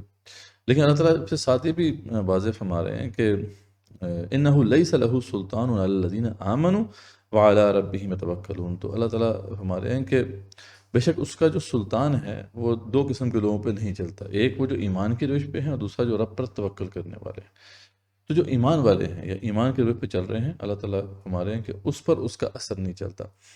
ظاہری بات ہے کہ اگر کسی کو شک ہے، جس کا ایمان مضبوط نہیں ہے، تو وہاں پہ شیطان جو ہے وہ وساوس ڈال سکتا ہے۔ اس طریقے سے جو رب پر توکل نہیں کرتے، یعنی کوئی بھی کام ہے اس کے حوالے سے آپ دعا کر سکتے ہیں اللہ تعالیٰ سے، ہم اللہ تعالیٰ سے دعا کر سکتے ہیں۔ اب اس دعا کے نتیجے میں وہ تو قبول ہوگی وہ دعا، یا قبول نہیں ہوگی، لیکن ایک توکل کرنے والا جو شخص ہوگا، وہ اگر مشکل میں پھنسا ہوگا نا، تو وہ رب پر ہی توکل کرے گا۔ لیکن کوئی اگر رب پر توکل نہ رکھے، اور اس کے اندر کچھ نہ کچھ کمی آ گئی توکل میں، تو پھر وہ رلایا کرنا شروع کرے گا کہ کسی اور طاقت کے اوپر جو ہے کوئی اور غیبی ایسی طاقت ہو جو اس کا کام بنا دے۔ تو یہ جو دو کمزوریاں ہیں، اس میں ہم واضح طور پہ دیکھ سکتے ہیں کہ شیطان جو ہے وہ اپنا راستہ تلاش کرتا ہے، ہمارے سینوں میں وساوس ڈالتا ہے۔ اور اللہ فرماتے ہیں ساتھ ہی کہ انما سلطانہ علی الذین یتولون، بے شک اس کا بس تو انہی پہ چلتا ہے جو اس کو دوست بنائیں، یا اس سے رفاقت رکھیں۔ اب ظاہر بات ہے جو لوگ شیطانی کاموں میں لگ جاتے ہیں تو ایک طرح سے وہ شیطان کے دوست ہیں، اور والذین هم بہ مشرکون، اور جو اسے اللہ کا شریک ٹھہرائیں۔ اب ظاہر بات جتنی بھی بت پرستی ہوتی ہے وہ دراصل شیطان کی ہی پوجا ہوتی ہے۔ وہ تو ہم پہلے بھی دیکھ چکے ہیں کہ یہ بیسیکلی شیطان کی ہی پوجا ہے۔ جو یہ لات منات عزا وغیرہ کی یہ پوجا کیا کرتے تھے، تو پیچھے اصل میں وہ شیاطین ہی تھے، جو مختلف جو ہے صورتوں میں جو بھی مجاور ہیں ان کے ساتھ وہ کمیونیکیٹ کرتے تھے۔ آپ کو پتہ ہے کہ یہ جو جب اس کو ختم کیا گیا تمام بتوں کو، تو پھر یہ جو عزا تھی، یہ ایک بھوتنی تھی جس کو جا کے پھر حضرت خالد بن ولید رضی اللہ عنہ جو ہے اپنی تلوار سے قتل کیا. تو یعنی یہ بیسیکلی شیطان کی ہی پوجا ہے. تو بیسیکلی یہ جو لوگ ہوتے ہیں، اور اس میں ظاہر بات وہ لوگ بھی آ جاتے ہیں وہ جو جادو ٹونا وغیرہ کرتے ہیں، جو باقاعدہ مطلب شیطان کے دوست ہیں، ساتھی ہیں، اور جو ہے شیاطین کو شیطان کی باقاعدہ پوجا کرتے ہیں. تو وہ ساری جو کلٹ ہے وہ بھی اس میں کور ہو جاتی ہے کہ وہ باقاعدہ جو ہے جو شیطان ہیں ان کا بس ان کے اوپر چلتا ہے. تو یہ ایک اللہ تعالیٰ نے واضح کر دیا کہ جب بھی قرآن کی تلاوت ہو تو پھر اللہ سے پناہ جو ہے مانگ لینی چاہیے شیطان مردود سے. اس آگے پھر آپ کچھ ایگزامپلس بھی دی جا رہی ہیں کہ کیسے جو ہے شیطان وساوس ڈالتا ہے. تو اللہ فرماتے ہیں کہ جب ہم کسی آیت کی جگہ دوسری آیت بدل دیتے ہیں اور جو کچھ اللہ تعالیٰ نازل فرماتا ہے اسے وہ خوب جانتا ہے، تو یہ کہتے ہیں کہ آپ جو ہے بہتان باز ہیں. یعنی یہ جو بات ہے نا، اب اسی ایک ایگزامپل آ گئی کہ کئی دفعہ ایسا ہوا قرآن مجید میں کہ ایک آیت نازل ہوئی، اس کے بعد ایک دوسری آیت بھی آ گئی جس نے سابقہ حکم کو منسوخ کر دیا. یہ ناسخ اور منسوخ کی بحث بہت بڑی بحث ہے علوم القرآن کے حوالے سے. تو آپ دیکھیں گے اس میں بڑی حکمت ہوتی ہے کہ اللہ تعالیٰ نے ایک حکم پیش کیا. جیسے آپ دیکھتے ہیں کہ جب ہم نے پہلے ذکر دیکھا تھا کہ شراب اور جوئے کے والے سے پہلے ذکر آ گیا کہ اس کا جو ہے نقصان منافع سے زیادہ ہے. پھر بعد میں آ گیا کہ جب نماز کی تم قریب جاؤ تو پھر تم نشے کی حالت میں نہ ہو. تو وہاں سے ایک طرح سے اس کی جو بری چیز، اس کی جو برائی ہے اس کو ہائی لائٹ کر دیا گیا، اور بعد میں پھر جا کے ایک ایسی آیت آ گئی جس میں ان دونوں چیزوں کو منع کر دیا گیا. تو وہ ناسخ آیت تھی. تو اس طرح کی جب بات ہوتی ہے نا تو شیطان کو موقع ملتا ہے. شیطان کو کیا موقع ملتا ہے؟ وہ شیطان ان کے ذہن میں یہ وساوس ڈالتا ہے، اور ڈالتا بھی تھا اس زمانے میں بھی، کہ لوگوں نے آ کے کہنا شروع کر دیا بھی یہ کیسے اللہ کا کلام ہو سکتا ہے؟ اللہ کا کلام ہے تو اس میں تعریف تو نہیں ہونی چاہیے. اللہ تو کامل علم والا ہے. یہ کیا بات ہے کہ اللہ تعالیٰ کبھی کچھ بات کرتا ہے کبھی دوسری بات کر دیتا ہے؟ تو کیونکہ یہ بات تبدیل ہو گئی ہے اس لیے یہ بات اس بات پہ سب سے بڑی شہادت دے رہی ہے کہ یہ کلام جو ہے یہ رسول اللہ صلی اللہ علیہ وسلم نے خود گھڑ لیا ہے، یہ سچے خدا کی طرف سے نہیں ہو سکتا. دیکھیں بات بڑی چھوٹی سی ہے لیکن کیسے اس نے شیطان نے وسوسہ ڈال کے ایک کیسا شک ذہن میں ڈال دیا. تو اللہ تعالیٰ یہاں پہ وہی پیرنتھسز میں یہ بات ہے کہ اللہ فرماتے ہیں کہ جو کچھ اللہ تعالیٰ نازل فرماتا ہے اسے وہ خوب جانتا ہے. اللہ کو پتہ ہے کہ کیا نازل کرنا ہے. تو یہ جو اب ایک ایسی بات تھی جس پہ شیطان نے جو ہے وساوس ڈالے، اس لیے بتایا گیا نا کہ جب قرآن کو پڑھو تو اعوذ باللہ ضرور پڑھ لیا کرو. اللہ فرماتے ہیں بات یہ ہے کہ ان میں سے اکثر جانتے ہی نہیں، ان کو پتہ ہی نہیں ہے کہ اصل معاملہ کیا ہے. پھر کہہ دیجیے کہ اسے آپ کے رب کی طرف سے جبرائیل حق کے ساتھ لے کر آئیں. آپ ان کو بتا دیں کہ دیکھو اس میں کوئی اس طرح کی الٹی سیدھی باتیں نہ نکالو. یہ دوبارہ سے ان کو واضح کر دیں کہ جبرائیل علیہ السلام جو ہے حق کے ساتھ لے کر آئے ہیں اس قرآن کو میری طرف، اور تاکہ ایمان والوں کو اللہ تعالیٰ استقامت عطا فرمائے اور مسلمانوں کی رہنمائی اور بشارت ہو جائے.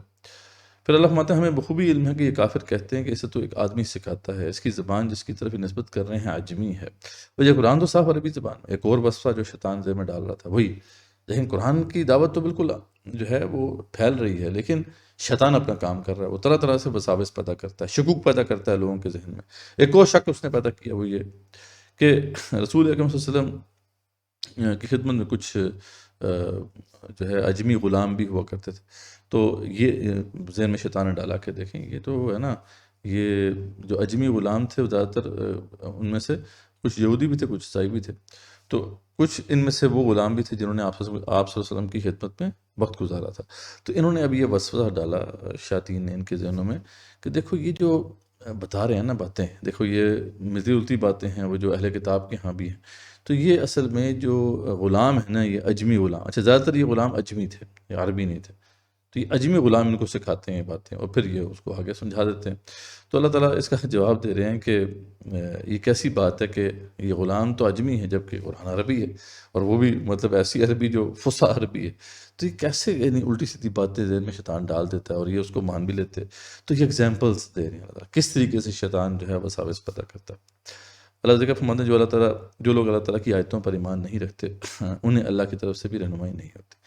تو جو نہیں ماننا چاہتا ساری بات ہے پھر وہی ایمان میں کمزوری آ جاتی ہے تو پھر شیطان جو ہے وہ اپنا کام کرتا ہے اور ان کے لیے پھر المناک عذاب ہے. اللہ فرماتے ہیں اس کے بعد اللہ ذکر فرماتے ہیں کہ اب یہاں پہ ان لوگوں کے حوالے سے بات ہو رہی ہے کہ جو حق کے لیے کھڑے ہوئے لیکن ایسا وقت بھی آ گیا ان کے اوپر کہ ان کو مجبور کر دیا گیا کہ وہ کلمہ کفر کہیں. اب ان لوگوں کے اوپر ذری بات وبال نہیں ہے، اللہ تعالیٰ نے واضح کر دیا یہاں پر کہ بے شک کیونکہ وہ لوگ ایسے ہیں کہ دل میں ان کا ایمان ہے اور اس کے بعد بھی انہوں نے بہت قربانیاں دی ہیں، تو ایسا نہیں ہو سکتا کہ صرف ایک مجبوری میں اگر ان سے کلمہ کفر کہلوا دیا گیا تو ان پہ وبال آئے۔ تو اللہ فرماتے ہیں من کفر باللہ من بعد ایمانہ الا من اکرہ وقلبہ مطمئن بالایمان ولکن من شرح بالکفر صدرا فعلیہم غضب من اللہ ولہم عذاب عظیم۔ جو شخص اپنے ایمان کے بعد اللہ سے کفر کرے سوائے اس کے جس پر جبر کیا جائے، ٹھیک ہے، یعنی ایک تو ایمان کے بعد جس نے کفر کیا وہ تو مرتد ہے، اس کو تو سزا ملے گی، لیکن جس پہ جبر کیا جائے اور اس نے ایسا کلمہ زبان سے نکال دیا جبکہ اس کا دل ایمان پر مطمئن تھا، تو مگر جو لوگ کھلے دل سے کفر کریں گے تو ان پر اللہ کا غضب ہے، یعنی یہ لوگ اس سے جو ہے مستثنی ہے، لیکن جو لوگ دل کے اندر ہی کفر کریں گے تو پھر ان پہ اللہ کا غضب ہے اور انہیں کے لیے بہت بڑا پھر عذاب ہوگا۔ اب اس زمن میں ایک جو ہے اس زمانے میں یہ واقعہ بھی تھا اور اس طرح کے کئی کیسز بھی سامنے تھے۔ ویسے ایک بڑا مشہور کیس تو عمار بن یاسر کا ہے کہ ان کے آپ کو پتہ آنکھوں کے سامنے ان کے والد اور والدہ کو شہید کیا گیا، بے دردی سے شہید کیا گیا، تو ان لوگوں نے پھر ان کو بھی پکڑ لیا اور خاص طور پہ جو ہے یہ کہا کہ تم رسول اللہ صلی اللہ علیہ وسلم کی بے حرمتی کرو یا زبان سے کفری الفاظ نکالو۔ تو اس پر جو ہے جب ان سے یہ کہلوا دیا گیا تو یہ روتے ہوئے رسول اللہ صلی اللہ علیہ وسلم کے پاس آئے اور عرض کیا کہ یا رسول اللہ صلی اللہ علیہ وسلم مجھے نہ چھوڑا گیا جب تک کہ میں نے آپ کو برا اور ان کے معبودوں کو اچھا نہ کہہ دیا، یہ مجھ سے میری زبان سے یہ بات آ گئی۔ تو آپ سے نے پوچھا کہ کئی فتجد قلبک، تیرے قلب کی کیا حالت ہے یہ بتا، تو انہوں نے کہا کہ مطمئن بالایمان، ایمان پر میرا دل مطمئن ہے۔ تو اس پہ آپ صلی اللہ علیہ وسلم نے فرمایا کہ ان عادوا فعد، اچھا پھر بھی تمہیں مجبور کریں پھر کہہ دے کوئی، تو یہ ایک طرح سے ان کو واضح کر دیا آپ صلی اللہ علیہ وسلم نے، اور اللہ کا بھی یہ معاملہ آ گیا یہاں پہ کہ اس کے اوپر کوئی جو ہے وبال نہیں ہوگا۔ لیکن یہ بات ذہن میں رہنی چاہیے کہ عزیمت کا مقام بہرحال عزیمت کا مقام، حضرت بلال رضی اللہ عنہ کو مجبور کیا گیا لیکن وہ احد احد کہتے رہے۔ حضرت خواب بن ارد کا ذکر آتا ہے، حضرت ان کو جو ہے جلتے ہوئے کوئلوں پہ لٹایا گیا اور ان سے کہا گیا کہ وہ کفر کا کلمہ زبان سے نکالے، انہوں نے نہیں نکالا۔ تو جو عزیمت کی راہ جنہوں نے جو ہے اپنائی ان کو اجر ملا اپنی جگہ پہ، لیکن بہرحال ایک لمٹ ہوتی ہے، اور یہاں پہ معاملہ یہ بالکل سامنے واضح طور پہ نظر آ رہا ہے کہ ان کے والدین کو بے دردی سے شہید کر دیا گیا تھا اور بڑا ظلم کیا تھا انہوں نے، تو ان کی زبان سے اگر ایسی بات آ گئی تو اس میں کوئی ان پہ وبال نہیں ہے۔ حالانکہ اللہ تعالیٰ نے ان کی بھی تعریف بھی فرمائی کہ ذالک بانہم مستحب الحیات الدنیا علی الآخرہ، یہ اس لیے کہ انہوں نے دنیا کی زندگی کو آخرت سے زیادہ محبوب رکھا، یعنی یہ وہ لوگ جو کہ انکار کرنے والے ہیں ان کا تو معاملہ یہی ہے کہ انہوں نے دنیاوی زندگی کو آخرت سے زیادہ محبوب رکھا، اس لیے ان پر تو عذاب ہونا چاہیے۔ وَأَنَّ اللَّهَ لَا يَهْدِي الْقَوْمَ الْكَافِرِينَ، اللہ تعالیٰ ایسے کافروں کو ہدایت نہیں دیتا۔ تو اللہ فرماتے ہیں کہ یہ وہ لوگ ہیں جن کے دلوں پر اور جن کے کانوں پر اور جن کی آنکھوں پر اللہ نے مہر لگا دی ہے، اور یہی لوگ پھر غافل ہیں، یعنی وہ لوگ قریب جو ایمان لانے کے بعد کفر کریں گے تو اللہ تعالیٰ ان کو نہیں چھوڑے گا، اور کوئی شک نہیں کہ یہ لوگ آخرت میں سخت خسارہ پانے والوں میں سے ہوں گے۔ اور اس کے برعکس وہ لوگ ہیں، یعنی اللہ تعالیٰ یہاں پہ ان کی تعریف فرما رہے ہیں کہ جو لوگ ایسے ہیں، خاص طور پہ حضرت عمار بن یاسر کے بارے میں کہا جاتا ہے کہ ان کے لیے یا ان جیسے لوگوں کے لیے پھر آیت نازل ہوئی کہ ثم ان ربک للذین ہاجروا من بعد ما فتنوا، اور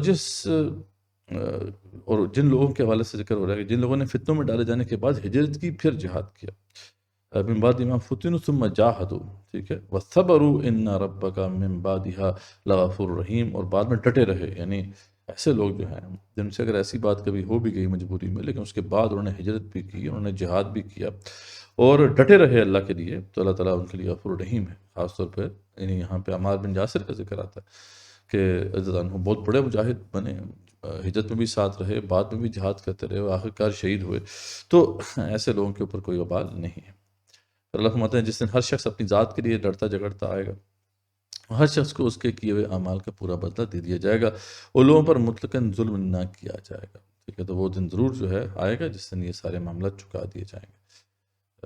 اب ہم آگے چلتے ہیں۔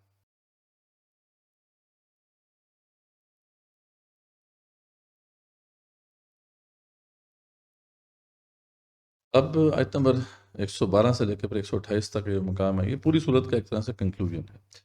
اس پوری صورت میں کیا بیان کیا گیا؟ آپ نے دیکھا بار بار جو آپ کو مین تھیم نظر آتی ہے وہ کیا ہے کہ اللہ تعالیٰ نے اتنی جو ہے تمہیں نعمتیں دی ہیں، ان کا شکر ادا کرو، ٹھیک ہے؟ ان کا سب سے زیادہ شکر ادا کرنے کا مطلب کیا ہے کہ سب سے پہلے تو رب العزت کو تسلیم کرو کہ وہ تمہارا رب ہے، اور اس کے بعد اسی کی بندگی کرو، شرک نہ کرو۔ سب سے بڑا ظلم کیا ہے کہ اس کے ساتھ کسی کو شریک ٹھہرا لینا، تو بار بار اسی کی طرف جو ہے وہ رہنمائی کی گئی ہے۔ دوسری بات کہ جو اللہ تعالیٰ نے دین کے اندر جس کو حلال کیا ہے، جس کو حرام کیا ہے، تو دین کو ویسے ہی رکھو، اس میں رد و بدل نہ کرو۔ تو وہ ساری باتیں ایک طرح سے یہاں پہ کنکلوڈ ہوں گی، اور ایک طرح سے سب کو یہاں پہ جو ہے خطاب کیا گیا ہے۔ اہل ایمان سے بھی خطاب ہے، رسول اکرم صلی اللہ علیہ وسلم کو بھی سمجھائی گئی ہیں باتیں، کفار کو بھی باتیں سمجھائی گئی ہیں، مشرکین کو بھی اور اہل کتاب کو بھی، سب کو بتایا گیا۔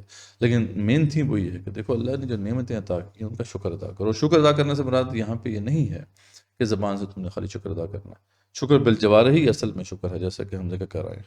اور اللہ تعالیٰ کی بات کو تسلیم کرنا، اس پہ عمل پیرا ہونا، سب سے زیادہ بڑا شکر تو یہ ہے نا کہ پہلے اللہ کو تسلیم کرنا ہے کہ وہ رب ہے، اس کی بندگی پہ آمادہ ہونا ہے، پھر اس کی ہر بات کو تسلیم کرنا ہے۔ تو اب ہم دیکھتے ہیں یہ کنکلوژن جو ہے بڑا خوبصورت ہے۔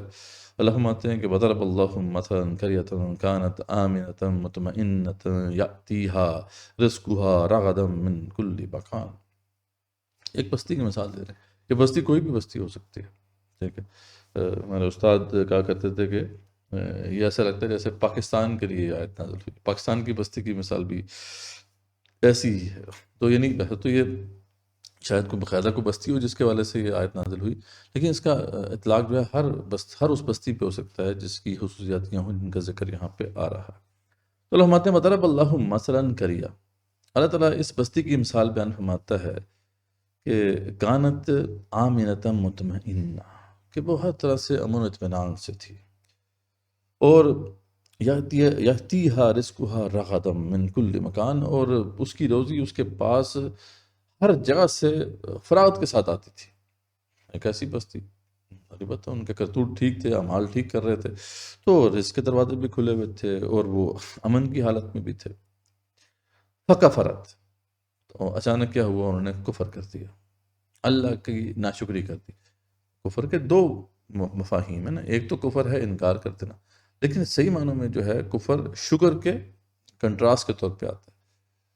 کفر بیسیکلی کیا ہے کہ اللہ کی نعمتوں کی ناشکری کرنا، اور جو کافر ہوتا ہے وہ اس لیے ویسے تو کافر سے مراد ہوتا ہے جو حق کو جان کے جو ہے نہیں مانتا، چھپا دیتا ہے، اپنے اندر اس کو چھپا دیتا ہے، دفن کر دیتا ہے، اور جو ہے اس کو تسلیم نہیں کرتا۔ لیکن یہ ہے کہ جو اللہ کی ناشکری کرتے ہیں، اللہ کی نعمتوں کی ناشکری کرتے ہیں، وہ بھی ایک طرح سے کفر کرتے ہیں۔ تو اللہ فرماتے ہیں کہ ایک ایسی بستی تھی، اس کے ساتھ یہ سارا معاملہ تھا، امن کے ساتھ بھی تھی، اس کو رزق بھی ملتا تھا، کیوں؟ کیونکہ شکر گزاری کی روش پہ چل رہی تھی۔ تو کیا کیا اس نے؟ فکفرت، تو اس نے ناشکری کر دی۔ لیکن آگے ذکر صرف یہ نہیں ہے کہ یہ عام کفر ہے، تو ذکر ہے فکفرت بانعم اللہ، اللہ تعالیٰ کے جو انعامات ہیں ان کی اس نے جو ہے ناشکری کر دی۔ تو فَذَاقَهَا اللَّهُ لِبَاسَ الْجُوعِ وَالْخَوْفِ بِمَا كَانُوا يَصْنَعُونَ، تو پھر اللہ تعالیٰ نے ان کو مزہ چکھایا۔ تو کیسے کہ اللہ تعالیٰ نے اس بستی کو بھوک اور ڈر کا مزہ چکھایا جو بدلہ تھا ان کے کرتوتوں کا۔ تو اس کے اوپر وہ جو امن کی کیفیت تھی وہ ختم ہو گئی، خوف کی کیفیت طاری ہو گئی، اور وہ جو رزق کی فراوانی تھی وہ ختم ہو گئی، اور بھوک کی کیفیت جو ہے طاری ہو گئی۔ تو یہ ہمارے استاد ڈاکٹر صاحب رحمۃ اللہ کہا کرتے تھے کہ پاکستان کا بھی کوئی ایسا ہی معاملہ ہے، جب یہ بستی ایک زمانے میں بڑے امن کے ساتھ تھی اور ہر طرح کا رزق یہاں پہ موجود تھا، لیکن جب ہم نے اللہ تعالیٰ کی جو نعمتیں ہیں ان کی ناشکری کی تو اللہ تعالیٰ نے پھر ہمارے اوپر یہ دونوں کیفیات جو ہے آج طاری کر دیں۔ آج ہم بس اسی والے سے پریشان رہتے ہیں کہ پتہ نہیں امن و امان کی کیفیت برقرار رہے گی یا نہیں، اور کھانا کہاں سے کھائیں گے، رزق کہاں سے آئے گا، یہی ہمیں لالے پڑے ہوئے ہیں۔ بس ہاتھ پھیلا کر ہم پوری دنیا سے جو ہے وہ بھیک مانگتے پھرتے ہیں، یہ ہماری ذلت کا مقام ہے۔ تو اللہ فرماتے ہیں ان کے پاس انہی میں سے رسول پہنچا، جب ایسی کیفیت ہوئی تو ان کے اندر ایک رسول، ایک پیغمبر اللہ کا پہنچا علیہ السلام، پھر بھی انہوں نے اسے جھٹلایا، بس انہیں عذاب نے آ دبوچا اور وہ تھے ہی ظالم۔ تو آج بھی سمجھانے والے سمجھا رہے ہیں لوگوں کو، لیکن نہیں سمجھ جو ہے نہیں آ رہی۔ تو جو کچھ حلال و پکیزہ روزی اللہ نے تمہیں دے رکھی ہے اسے کھاؤ اور اللہ کی نعمت کا شکر کرو اگر تم اسی کی بات کرتے ہو۔ وہی کیونکہ اصل مین ٹاپک ہی ہے کہ اللہ کا شکر ادا کرو۔ یعنی اگر آپ اس ٹاپک کا، اس صورت کا مین ٹاپک اگر لکھنا چاہیں تو کیا ہے کہ اللہ کا شکر ادا کرو اور ناشکری سے بچو، یہ ہے اس صورت کا مین ٹاپک۔ تو وہی یہاں پہ کنکلوژن میں بات آ رہی ہے، اللہ کی نعمت کا شکر کرو اگر تم اسی کی بات کرتے ہو۔ تم پر صرف مردار اور خون اور سور کے گوشت اور جس چیز پر اللہ کے سوا دوسرے کا نام پکارا جائے حرام ہے، یہ اللہ تعالیٰ نے جو ہے تمہارے لیے گوشت حرام کر دیے ہیں۔ پھر اگر کوئی شخص بے بس کر دیا جائے، نہ وہ خواہش مند ہو نہ حد سے گزرنے والا، یا مجبوری میں اگر وہ کھا لیتا ہے تھوڑا بہت تو اس پہ کوئی وبال نہیں ہے، یقیناً اللہ تعالیٰ بخشنے والا رحم کرنے والا ہے۔ تو یہ تو ہیں وہ حرام گوشت۔ اس کے علاوہ جتنے بھی گوشت ہیں وہ تمہارے پر حلال ہیں۔ اللہ تعالیٰ کی یہ بھی ناشکری ہے کہ جو اللہ تعالیٰ نے تمہیں حلال چیزیں دی ہیں ان کو تم حرام کر لو، جیسا کہ ناشکری یہ مشرکین بھی کیا کرتے تھے اور یہود و نصارہ نے بھی کی۔ تو اللہ تعالیٰ اس کا ذکر فرما رہے ہیں کہ جو اللہ نے حلال کی یہ چیزیں وہ اللہ کی انعامات ہیں تمہارے اوپر، تو ان سے فائدہ اٹھاؤ، ٹھیک ہے۔ ان کو حرام کر لینا یہ ناشکری ہے اللہ تعالیٰ کی نعمتوں کی۔ تو اللہ فرماتے ہیں کسی چیز کو اپنی زبان سے جھوٹ موٹ نہ کہہ دیا کرو کہ یہ حلال ہے اور یہ حرام، کہ اللہ پر جھوٹ بہتان باندھ لو۔ سمجھ لو کہ اللہ تعالیٰ پر بہتان بازی کرنے والے کامیابی سے محروم رہیں گے، انہیں بہت معمولی فائدہ ملتا ہے، دنیاوی تو فائدہ تھوڑا بہت ملتا ہے، اور ان کے لیے ہی پھر دردناک عذاب ہے۔ اور پھر یہودیوں کا ذکر بھی ہے کہ انہوں نے ایسا کیا تھا۔ یہودیوں پر جو کچھ ہم نے حرام کیا تھا اسے ہم پہلے ہی سے آپ کو سنا چکے ہیں، اس کا ذکر جو ہے وہ آ چکا ہے۔ ہم نے ذکر کیا تھا پہلے سے حضور انعام میں غالباً کہ ہم نے ان پر ظلم نہیں کیا بلکہ وہ خود اپنی جانوں پر ظلم کرتے رہے۔ ہم نے ان پر ظلم نہیں کیا تھا، یہ تو حرام چیزیں انہوں نے اپنے اوپر خود کر لی تھی، ہم نے ان کے اوپر یہ چیزیں حرام نہیں کی تھیں۔ وہ کیا تھا؟ وہ اونٹ کا گوشت تھا، یا پھر وہ جو چربی ہے جانوروں کی، جیسا جو دمبے کے جو ہڈی کے ساتھ لگی ہوتی ہے وہ تو کہتے جائز ہے، لیکن اس کے علاوہ جو زیادہ سے چربی ہے تو وہ کہتے تھے ہم پہ حرام ہے۔ تو اللہ فرماتے ہیں یہ چیزیں انہوں نے خود اپنے اوپر حرام کر لی تھی، ہم نے ان کو حرام نہیں کیا تھا۔ تو یہ ناشکری کی اللہ تعالیٰ کی انعامات، اللہ تعالیٰ کی جو بھی جو نعمتیں ہیں ان کو انہوں نے قبول نہیں کیا۔ اب اس کے بعد اللہ تعالیٰ اگین اس عظیم شخصیت کا ذکر فرما رہے ہیں کہ جن کے بارے میں ایک تو سرٹیفکیٹ یہ قرآن میں آیا ہے کہ ما کان من المشرکین، وہ مشرکوں میں سے نہ تھے، لیکن ایک اور سرٹیفکیٹ بھی اللہ تعالیٰ ان کو دے رہے ہیں یہاں پر، اور وہ اس ٹاپک سے ریلیٹڈ ہے جس پر یہ سورت جو ہے نازل ہوئی ہے۔ اللہ فرماتے ہیں کہ ان ابراہیم کان امہ، اور بے شک ابراہیم علیہ السلام تو ایک امت تھے، کانت للہ حنیفہ، اور جو اللہ تعالیٰ کے فرما بردار تھے اور یک طرفہ مخلص تھے، بالکل سیدھے دین کے اوپر تھے۔ یعنی یہاں پہ جو بات کی جا رہی ہے وہ بڑی اہم ہے کہ ایک بندے، یعنی وہ اللہ کے جو خلیل ہیں وہ امت تھے۔ اس سے معلوم ہوا کہ امت کا مطلب یہ نہیں ہے کہ بہت بڑا گروہ ہو اور جمع غفیر ہو تو اسے امت کہا جائے گا۔ اگر ایک بندہ کھڑا ہو جاتا ہے حق کے لیے، اس کا ساتھ اگر کوئی بھی نہیں دیتا تب بھی وہ امت کی طور پہ ہے۔ نہیں، یہ بہت بڑا ایک اللہ تعالیٰ نے جو ہے ان کا مقام یہاں پہ بیان کیا میرے سامنے کہ کانا ایک بندہ ہی جو ہے امت تھے، اور اللہ تعالیٰ کی فرمانبرداری کرنے والے تھے اور سیدھے دین کے اوپر تھے۔ اور دوسرا اب سرٹیفکیٹ ان کو مل رہا ہے وہ کیا؟ وَلَمْ يَكُمْ مِنَ الْمُشْرِكِينَ، یہ تو بات آ گئی۔ تو یہ تو ایک سرٹیفکیٹ ہو گیا نا، جو دوبارہ سے ذکر آ گیا کہ یہ مشرکوں میں سے نہ تھے۔ لیکن دوسرا سرٹیفکیٹ جہاں پہ جو اللہ تعالیٰ دے رہے ہیں وہ کیا کہ شاکر لِأَنْعُمِهِ، وہ اللہ تعالیٰ کی جو نعمتیں ہیں ان کے شاکر تھے، ان کے شکر گزار تھے۔ آپ امیجن کریں نا کہ ان کی پوری لائف گزری ہے ابراہیم علیہ السلام کی، کتنے بڑے بڑے امتحانات میں ان کو ڈالا گیا، لیکن اس کے باوجود اللہ کا شکر ادا کرتے رہے۔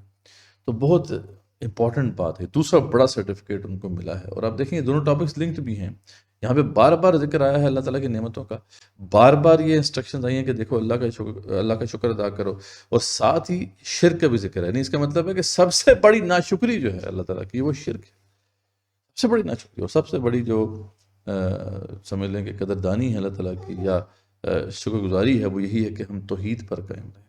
تو بڑا ایک اہم ریلیشن شپ ہے ان دونوں ٹاپکس کا بھی آپس میں۔ تو اجتباہ وہداہ یا صراط مستقیم، کمال ہے نا۔ اللہ تعالیٰ جب اپنے حبیب کا، اپنے خلیل کا ذکر کرتے ہیں تو بڑی شان سے کرتے ہیں، تو اللہ تعالیٰ نے اپنا ان کو برگزیدہ کر لیا، اللہ تعالیٰ نے ان کو اسپیشل کر لیا اور انہیں راہ راست جو ہے سجا دی۔ تو یعنی اگر کوئی بندہ شرک سے بچے گا اور شکر گزاری کرے گا تو پھر اللہ تعالیٰ اس کے لیے ہدایت کے دروازے بھی کھولے گا۔ یہاں سے یہ بات بھی واضح ہوتی ہے۔ وَآتَيْنَاهُ فِي الدُّنْيَا حَسَنَةً۔ تو پھر بس جب وہ حبیب کا ذکر آ گیا، خلیل کا ذکر آ گیا، تو اب اللہ تعالیٰ بڑے سے کہتے ہیں نا کہ ان کی جو ان کے اوپر انعامات ہیں ان کا ذکر کرتے ہیں، تو وَآتَيْنَاهُ فِي الدُّنْيَا حَسَنَةً، اور ہم نے انہیں دنیا میں بھی بہتری عطا کی، دنیا میں بھی ان کے لیے بہتر زندگی رہی، اور وَإِنَّهُ فِي الْآخِرَةِ لَمِنَ الصَّالِحِينَ، آخرت میں تو وہ صالحین میں سے ہیں۔ ثم اوحینا الیک ان اتبع ملت ابراہیم حنیفا، اور پھر ہم نے آپ کی جانب بھی وہی بھیجی، اس لیے اے رسول وسلم آپ کو بھی ہم یہی انسٹرکشن دیتے ہیں، کیا کہ ان اتبع ملت ابراہیم حنیفا، کہ آپ بھی اتباع کریں ابراہیم علیہ السلام کے طریقے کی کہ وہ بالکل سیدھے دین پر تھے۔ رسول اکرم، ہم سب کو کیا انسٹرکشن ہے کہ رسول اکرم صلی اللہ علیہ وسلم کی پیروی کرو، لیکن رسول اکرم صلی اللہ علیہ وسلم کو بھی اور ہم سب کو بھی اللہ تعالیٰ یہ انسٹرکشن دیتے ہیں کہ ابراہیم کے طریقے پہ چلو۔ یہ ہے کمال اس عظیم بندے کا۔ ہما کان من المشرکین، اللہ کو اتنا پسند ہے یہ معاملہ، بار بار ذکر کرتے ہیں وہ مشرکوں میں سے نہ تھے، وہ مشرکوں میں سے نہ تھے۔ اللہ کو اتنا پسند ہے ان کا توحید پر کھڑے ہونا، اتنی دفعہ ذکر، دیکھیں اسی انہی دو آیت میں دو دفعہ ذکر، دو تین آیات میں دو دفعہ ذکر فرما دیا، پہلے اللہ کی بات آ گئی ہے وَلَمْ يَكُ مِنَ الْمُشْرِكِينَ، لیکن پھر دوبارہ اللہ کو پسند، اللہ بار بار کہنا پسند کرتے ہیں، ایسا کمال کر دیا ہے ابراہیم علیہ السلام نے۔ کیا وہ جو اقبال نے کہا تھا نا کہ ابراہیمی نظر پیدا مگر مشکل سے ہوتی ہے، ہوس چھپ چھپ کے سینوں میں بنا لیتی ہے تصویریں۔ شعر کس کس طریقے سے دل میں جو ہے اپنی جگہ بناتا ہے، لیکن ابراہیم کا کیا کمال ایسا تھا کہ وہ بندہ، اس نے ایسا کیا کر دیا تھا کہ اللہ تعالیٰ بار بار کہتے وما کان من المشرکین، کمال ہے۔ ابراہیم علیہ السلام کے جب بھی ذکر آتا ہے بہرحال اس کی شان ہی نرالی ہوتی ہے۔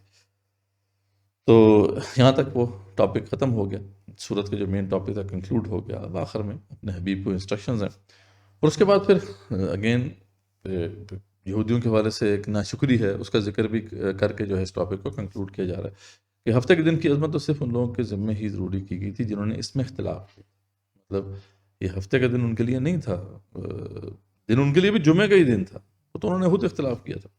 بات یہ ہے کہ آپ کا پروردگار جو ہے خود ہی ان میں اختلاف کا فیصلہ قیامت کے دن کرے گا، اور اس پہ یہ صحیح بخاری میں یہ روایت موجود ہے کہ جو اس میں ان لوگوں میں اس حوالے سے اختلاف رہا۔ ویسے تو صاحب بیان جو ہے اس حوالے سے لکھتے ہیں کہ یہ جو اختلاف ہے اس کے حوالے سے مفسرین کا کہتے ہیں، پہلے وہ اس کا وہ ایک خلاصہ وہ بیان کر رہے ہیں، وہ کہتے ہیں کہ موسیٰ علیہ السلام نے ان کے لیے جمعہ کا دن ہی مقرر فرمایا، لیکن بنو اسرائیل نے ان سے اختلاف کیا اور پھر ہفتے کا دن تعظیم و عبادت کے لیے پسند کیا، تو یہ ان کی اپنی مرضی پہ موقوف تھا، یعنی ناشکری کی انہوں نے، ان کو تو اللہ تعالیٰ نے بہتر دن دیا تھا جمعہ کا دن، جو کہ ہمیشہ سے جو ہے وہ ایک عظیم دن رہا ہے، لیکن انہوں نے اللہ کے اس انعام کو قبول نہیں کیا، تو انہوں نے ہفتے کے دن کو قبول کر لیا، اللہ تعالیٰ نے وہی ان کے لیے مقرر کر دیا۔ تو اللہ تعالیٰ نے فرمایا کہ موسیٰ انہوں نے جو دن پسند کیا ہے وہی دن ان کے لیے رہنے دو، ٹھیک ہے۔ جب بعض کے نزدیک یہ ہے، وہ فرماتے ہیں اصل بیان میں کہ اللہ تعالیٰ نے انہیں حکم دیا تھا کہ تعظیم کے لیے ہفتے میں کوئی ایک دن متعین کر لو، جس کے تعین میں ان کے درمیان اختلاف ہوا، تو پس یہود نے اپنے اجتہاد کی بنیاد پر ہفتے کا دن اور نصارہ نے اتوار کا دن مقرر کر لیا، اور جمعہ کے دن کو اللہ تعالیٰ نے پھر مسلمانوں کے لیے مخصوص کر دیا۔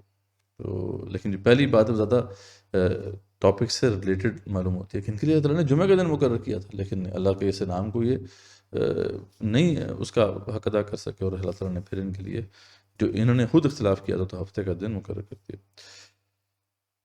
اچھا، بعض یہ بھی کہتے ہیں کہ انصار نے، یعنی انصارہ جو نصارہ تھے، اچھا بعض یہ بھی کہتے ہیں کہ جو نصارہ نے اتوار کے دن یہودیوں کی مخالفت کے جذبے سے اپنے لیے مقرر کر دیا تھا، کیونکہ ان کا ہفتے کا دن ہے تو ہم اتوار کا دن مقرر کریں گے۔ اسی طرح عبادت کے لیے انہوں نے اپنے کو یہودیوں سے الگ رکھنے کے لیے جو ہے جو بیت المقدس کی شرقی جانب اس کو بطور قبلہ اختیار کیا تھا، اور آپ کو پتہ ہے کہ ان کے درمیان یہ اختلاف ہے، جو عیسائی کہتے ہیں وہ کہتے ہیں کہ شرقی جانب جو قبلہ ہے اس کا، جو بیت المقدس کا جو شرقی حصہ ہے وہ ہمارا قبلہ ہے، جبکہ جو یہودی ہے وہ اس کے دوسرے والے کنارے کو جو ہے اپنا قبلہ مانتے ہیں۔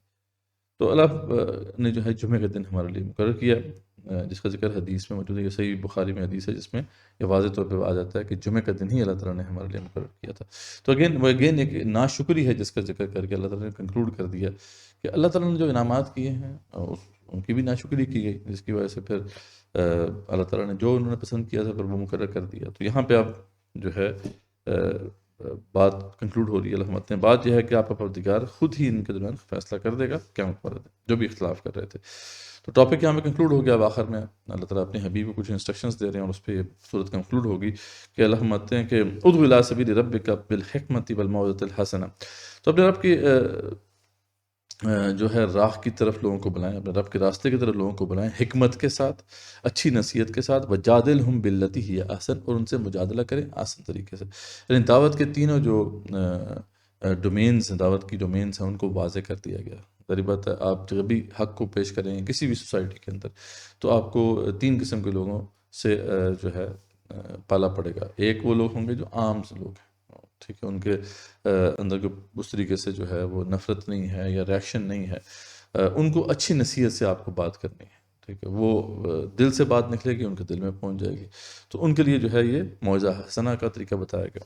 اچھا، پھر وہ لوگ بھی ہوتے ہیں جو سوسائٹی میں ایلیٹس جیسے کہلاتے ہیں، یا انٹلیکچوئل ایلیٹ کہلاتے ہیں، یا سمجھدار لوگ ہوتے ہیں، یا پڑھا لکھا طبقہ ہوتا ہے، وہ لوگ جو ہیں وہ دلیل سے بات کو سمجھتے ہیں، وہ اچھی نصیحت سے نہیں سمجھیں گے، تو ان کے لیے جو بات کی جا رہی ہے وہ حکمت کے ساتھ ان کو بات کرنی ہے۔ اچھا، پہلے بالحکمہ کی بات آئی ہے، کیونکہ جو انبیاء رسول اللہ علیہ وسلم کی دعوت ہے، اس کا پہلے بھی ہم ذکر کر رہے ہیں کہ وہ ریشنل دعوت ہوتی تھی، وہ پہلے جو ہے فوکس کرتے تھے اسی انٹلیکچوئل مائنورٹی کو، تاکہ یہ جب تبدیل ہو جائیں تو پھر اس کے ذریعے سے ایک بڑا جو ہے امپیکٹ کریٹ کیا جا سکے، کیونکہ جو سوسائٹی ہے وہ انہی کے راستے پہ چل رہی ہوتی ہے، جس راستے کو یہ طے کرتے ہیں سوسائٹی اسی راستے پہ چلتی ہے، تو ضروری ہوتا ہے کہ پہلے ان کو جو ہے دعوت دی جائے، اس لیے یہاں پہ بھی پہلے انہی کا ذکر ہے، آگے پھر موعظہ حسنہ ہے، بعد میں جب آپ کی تحریک آگے بڑھ جاتی ہے تو پھر آپ نے عام لوگوں تک بھی یہ بات پہنچانی ہوتی ہے، تو عام لوگوں تک بات پہنچانے کے لیے اچھی نصیحت کا طریقہ ہے۔ اور پھر ایک تیسری کیٹیگری بھی ہوتی ہے، وہ لوگ جو کہ اس دعوت کی مخالفت کر رہے ہوتے ہیں، ان سے پھر آپ کو مجادلہ کرنا پڑتا ہے، وہ نہ تو اچھی نصیحت سے سمجھیں گے، نہ وہ دلائل سے بات سمجھیں گے، ان سے آپ کو مناظرے کرنے پڑیں گے، ان کو آپ کو شکست دینی ہوگی ان مناظروں میں۔ لیکن یہ بات ضرور بتائی جا رہی ہے کہ ان سے بھی اگر آپ نے یہ انٹلیکچوئل بحث کرنی ہے تو وہ اچھے طریقے سے ہونی چاہیے، اخلاق کا دائرہ جو ہے کبھی بھی وہ ہم نے اسے کراس نہیں کرنا۔ تو ان ربک هو اعلم بمن ضل عن سبیلہ، اللہ فرماتے ہیں کہ بے شک آپ کا رب بہت اچھی طریقے سے جانتا ہے کہ ان کو بھی کہ جو راستے سے ہٹے ہوئے ہیں، وہ اعلم بالمہتدین، اور وہ ہدایت والوں کو بھی جانتا ہے جو ہدایت پر کھڑے ہیں۔ اور اگر بدلہ لو بھی تو اللہ فرماتے ہیں تو بالکل اتنا ہی جتنا صدمہ تمہیں پہنچایا گیا ہے، یعنی دعوت کا اسلوب یہی ہے کہ آپ جب بھی آپ دعوت کے لیے جائیں گے تو آپ کو مخالفت کا سامنا کرنا پڑے گا، تو اس میں بتایا جا رہا ہے کہ اگر بدلہ لینا ہی پڑ جائے تو اتنا لو جتنا مطلب کسی نے جو ہے نقصان پہنچایا ہے، لیکن اللہ فرمانے اگر تم صبر ہی کر لو تو بے شک صابروں کے لیے یہی بہتر ہے۔ دعوت کے لیے آپ کو صبر کرنا پڑتا ہے، چاہے مشکل جو ہے آپ کو پیش آ رہی ہے، دوسرا جو ہے آپ کی کریکٹر اسیسینیشن کر رہا ہے، وہ آپ کی بات کا مذاق اڑا رہا ہے، آپ نے پھر بھی یہ کام کرنا ہے کہ صبر کرنا ہے، ٹھیک ہے، اس میں بہت فائدہ ہے۔ اللہ فرماتے ہیں بلکہ جب اس طرح کا کوئی برائی کرتا ہے آپ کو تو اچھائی سے اس کو دفع کرو، ادفع باللتی احسن، ٹھیک ہے، اس کا فائدہ یہ بتایا کہ پھر تمہارا جو کٹر دشمن بھی ہے وہ تمہارا دوست بن جائے گا، تو یہ دعوت کے اندر آپ کو دیکھنا ہوتا ہے۔ اس کے بعد اللہ رسول اللہ صلی اللہ علیہ وسلم کو آخری انسٹرکشن دیتے ہیں کہ وَاصْبِرْ وَمَا صَبْرُكَ إِلَّا بِاللَّهِ، اے حبیب، اے میرے پیارے رسول صلی اللہ علیہ وسلم، صبر کیجئے، اور اللہ کو ساتھ لیے بغیر آپ صبر نہیں کر سکیں گے۔ لیکن اللہ کے حبیب کو بھی یہ کہا جا رہا ہے کہ آپ صبر کیجئے، لیکن اللہ کا اگر ساتھ نہ ہوا تو آپ صبر نہیں کر سکیں گے۔ وَلَا تَحْزَنْ عَلَيْهِمْ، اور ان کے حال پر رنجیدہ نہ ہوں، وَلَا تَكُ فِي ضَيْقٍ مِّمَّا يَمْكُرُونَ، اور جو مکر و فریب یہ کرتے ہیں ان سے تنگ دل نہ ہوں۔ إِنَّ اللَّهَ مَعَ الَّذِينَ اتَّقَوْا، اللہ تعالیٰ ان لوگوں کے ساتھ ہے جو تقوی والے ہیں، وَالَّذِينَ هُمْ مُحْسِنُونَ، اور وہ لوگ جو احسان کی راہ پہ چلنے والے ہیں، اللہ ان کے ساتھ ہے۔ آپ پریشان مت ہوں، اپنا مشن جاری رکھیں اور ڈٹے رہیں۔ اس پہ الحمدللہ ہم جو سورہ نحل ہے وہ کمپلیٹ کر لیا ہم نے، اب ہم آگے جو ہے سورہ اسراء کا آغاز کریں گے۔ وآخر دعوانا الحمدللہ رب العالمین۔ طوبى لمن حفظ الكتاب بصدره فبدا وضيئا كالنجوم تألقا، وتمثل القرآن في أخلاقه وفعاله، فيه الفؤاد تعلقا.